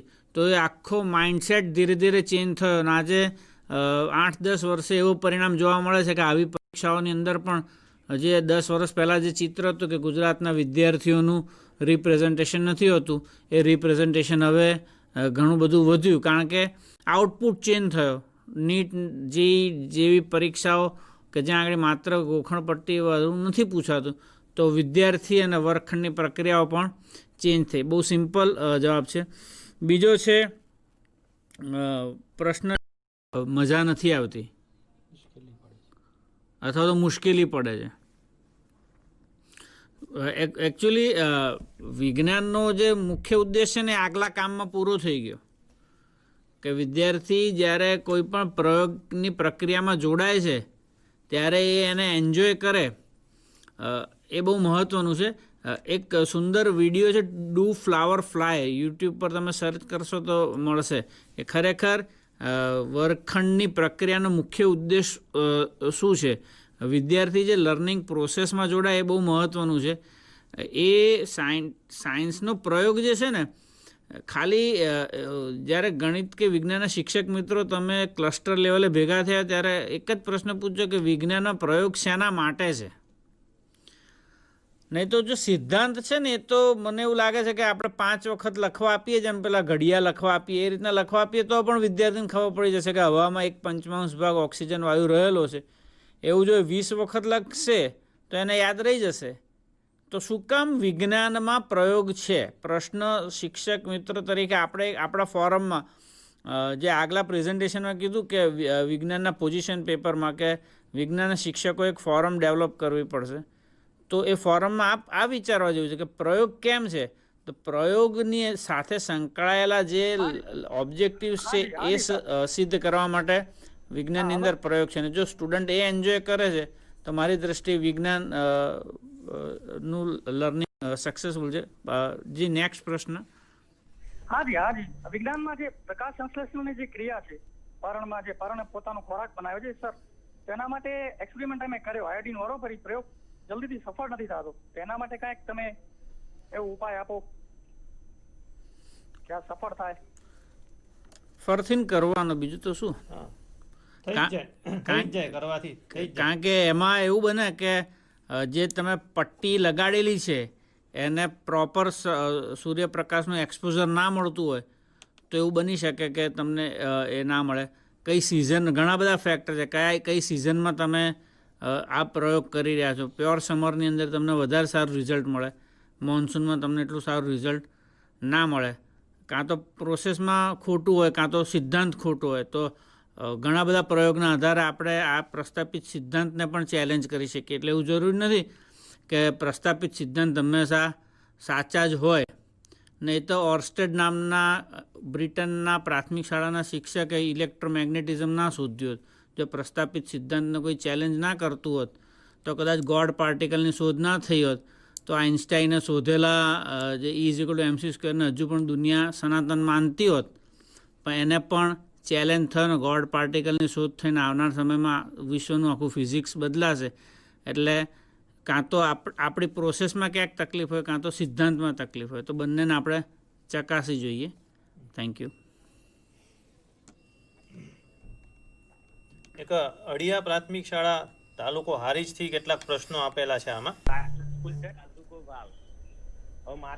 હા, પૂછો.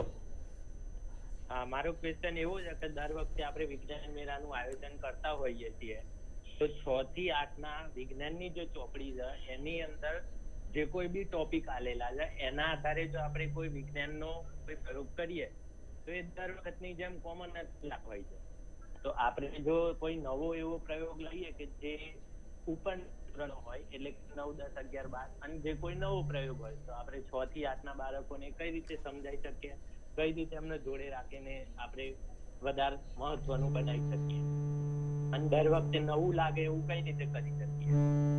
બહુ બધા રસ્તાઓ છે નવું કરવા માટે. વિજ્ઞાનની અંદર નવું કરવા માટે બહુ બધા રસ્તાઓ છે. આપનો અવાજ બરોબર સંભળાયો નથી, પણ એટલું સમજાયું છે કે વિદ્યાર્થીઓને જે પાઠ્યપુસ્તકમાં આપેલા પ્રયોગો છે એ ઉપરાંતના પ્રયોગો કઈ રીતે કરાવી શકાય અને નવું કઈ રીતના કરાવી શકાય એવું આપનું પ્રશ્ન છે, એવું સમજાયું છે. એવું કંઈક સમજાયું છે. હા, એટલે એક તો ભૌમિકભાઈએ કહ્યું એમ કે વિજ્ઞાન ગણિત પ્રદર્શનો છે એમાં આપણે નવું કરતા જ હોઈએ છીએ, એટલે એક એ રસ્તો છે. બીજું, બહુ બધા રિસોર્સિસ આપણી આજુબાજુ છે. હવે તો ખૂબ રિસોર્સિસ છે, અને એવું કોઈ આપણે નથી કહેતા કે તમે પાઠ્યપુસ્તકમાં આપેલ વસ્તુ જ શીખવો. એટલે અગાઉ મેં કહ્યું કે પાઠ્યપુસ્તક છે એને ડોક્યુમેન્ટમાં પણ એક સાધન તરીકે જ લીધેલ છે, કે પાઠ્યપુસ્તક એ સાધન છે, સાધ્ય નથી. એટલે પાઠ્યપુસ્તકને સાધન બનાવી અને એને આનુષંગિક આજુબાજુના રિસોર્સમાંથી, એટલે કે કોઈ સામયિક છે, કોઈ ભીંતપત્ર છે, ઇન્ટરનેટ છે, આ બધા જે રિસોર્સ છે એમાંથી તમે નવું નવું શોધીને બાળકોને અવશ્ય કરાવો. ના કરાવતા હોય તો કરાવવું જોઈએ એવું કહેવું જોઈએ અહીં, એટલે કરાવવું જ જોઈએ.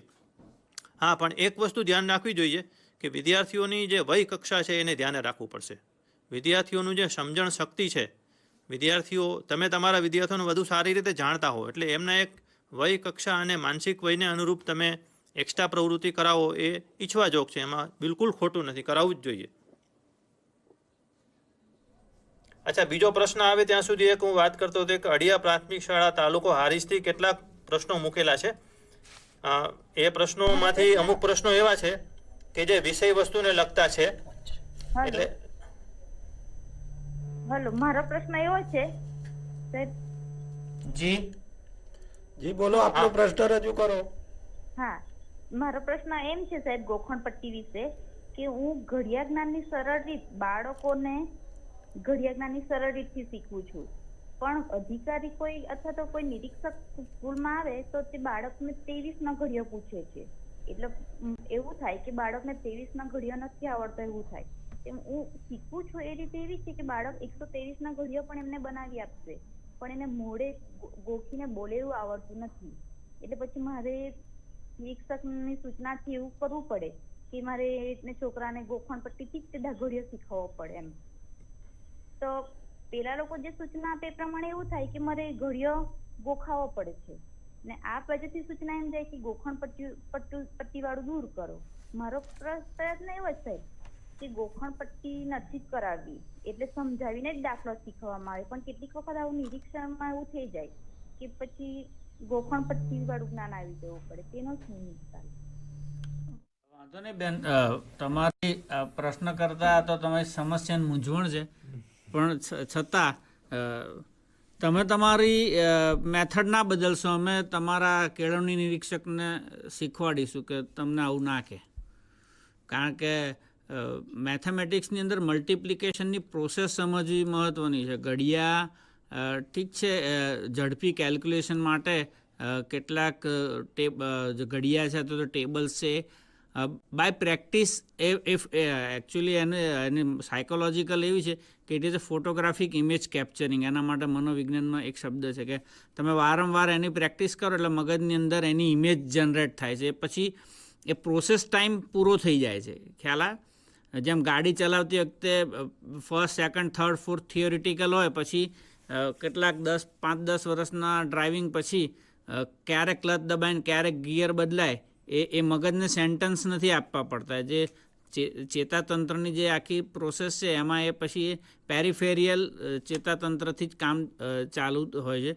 એમ ઘડિયા હોય કે કોઈ પણ વસ્તુ હોય એ જે કેટલાક લેવલ પછી એ ઇમેજ કેપ્ચરિંગ હોય છે. પણ બાળકને તમે જે કંઈક અલગ મેથડથી કરાવતો હોય ને જેમાં ગોખણ પટ્ટી ના હોય એ મહત્ત્વનું છે.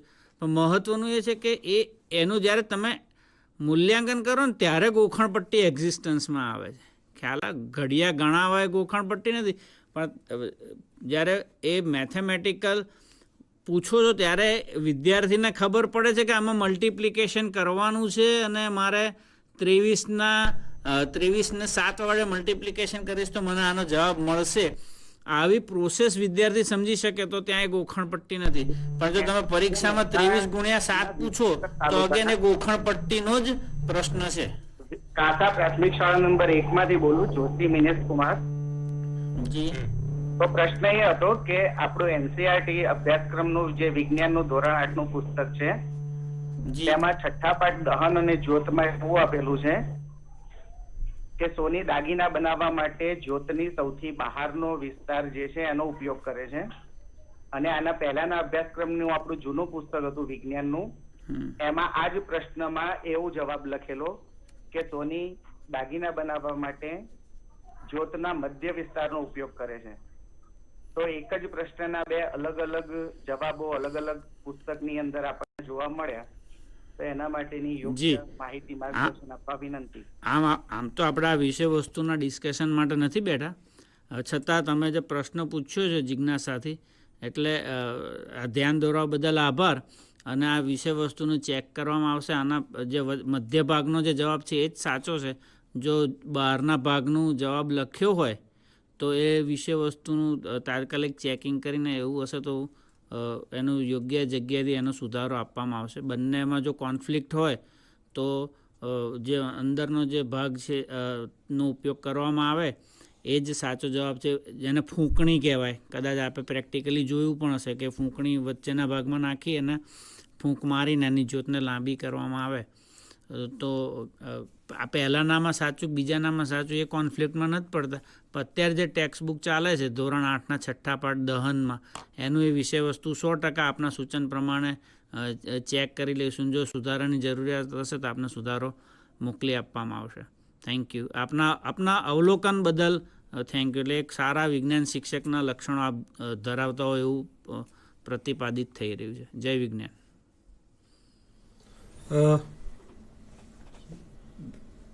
મિત્રો, આજે આપણે વિજ્ઞાન વિષયના સંદર્ભમાં ધોરણ 6 થી 8માં એનસીએફ જુદા જુદા એનસીએફ પોઝિશન પેપર અને અધ્યયન નિષ્પત્તિના અનુસંધાનમાં વર્ગખંડ શિક્ષણ કાર્ય કેવી રીતે કરવું તેની બહુ સરસ સમજ તજજ્ઞો પાસેથી મેળવી છે. આજે આપણે આ 4 વિષયોની તાલીમ છે એનું આ છેલ્લો વિષયને અહીંયા પૂર્ણ કરીએ છીએ. પણ તમે જે રીતે ઉત્સાહ અને જિજ્ઞાસા બતાવી છે, કારણ કે અમારી પાસે ઈમેલથી માહિતી પણ મળે છે કે કયા કયા જિલ્લામાં કેટલા શિક્ષકો જોડાયા છે. એટલે આપનો ઉત્સાહ બહુ સારો જોવા મળ્યો છે. એ અમારી તાલીમની સફળતા છે. અમે બીજા ચરણની તાલીમ પણ હવે શરૂ કરવા જઈ રહ્યા છીએ. એટલે આપને એ વખતે પણ જાણ કરવામાં આવશે. આ જ પ્રથા પ્રમાણે અમે આપને અગાઉથી ઈમેલના માધ્યમથી સાહિત્ય મોકલી આપીશું. સાહિત્ય વાંચન બાદ આપના કોઈ પ્રશ્નો હોય તો એની વિગતો જીસીઆરટીને મોકલી આપવા વિનંતી છે, જેથી આપના પ્રશ્નો છે જ્યારે પણ સેશન અમે યોજીએ ત્યારે એ સેશન દરમિયાન અમે પ્રશ્નોનો સમાવેશ કરી શકીએ, જેથી કરીને આપને જે પ્રશ્નો છે વર્ગખંડ દરમિયાનના અને વિષય શિક્ષણના એને બહુ સારી રીતે આપને માર્ગદર્શિત કરી શકાય. આપ બહુ સારી રીતે જોડાયા એ બદલ, તેમજ અહીં તજજ્ઞો તરીકે શ્રી ભૌમિકભાઈ, અનવરભાઈ, ભાર્ગવભાઈ, તેમજ સુરતથી નવસારી ડાયરથી હિરેનભાઈ પણ આપણી સાથે જોડાયા છે. આ બધા જ તજજ્ઞશ્રીનો હું જીસીઆરટી તરફથી આભાર વ્યક્ત કરું છું અને આ તાલીમને અહીંયા પૂર્ણ કરીએ છીએ. નમસ્કાર.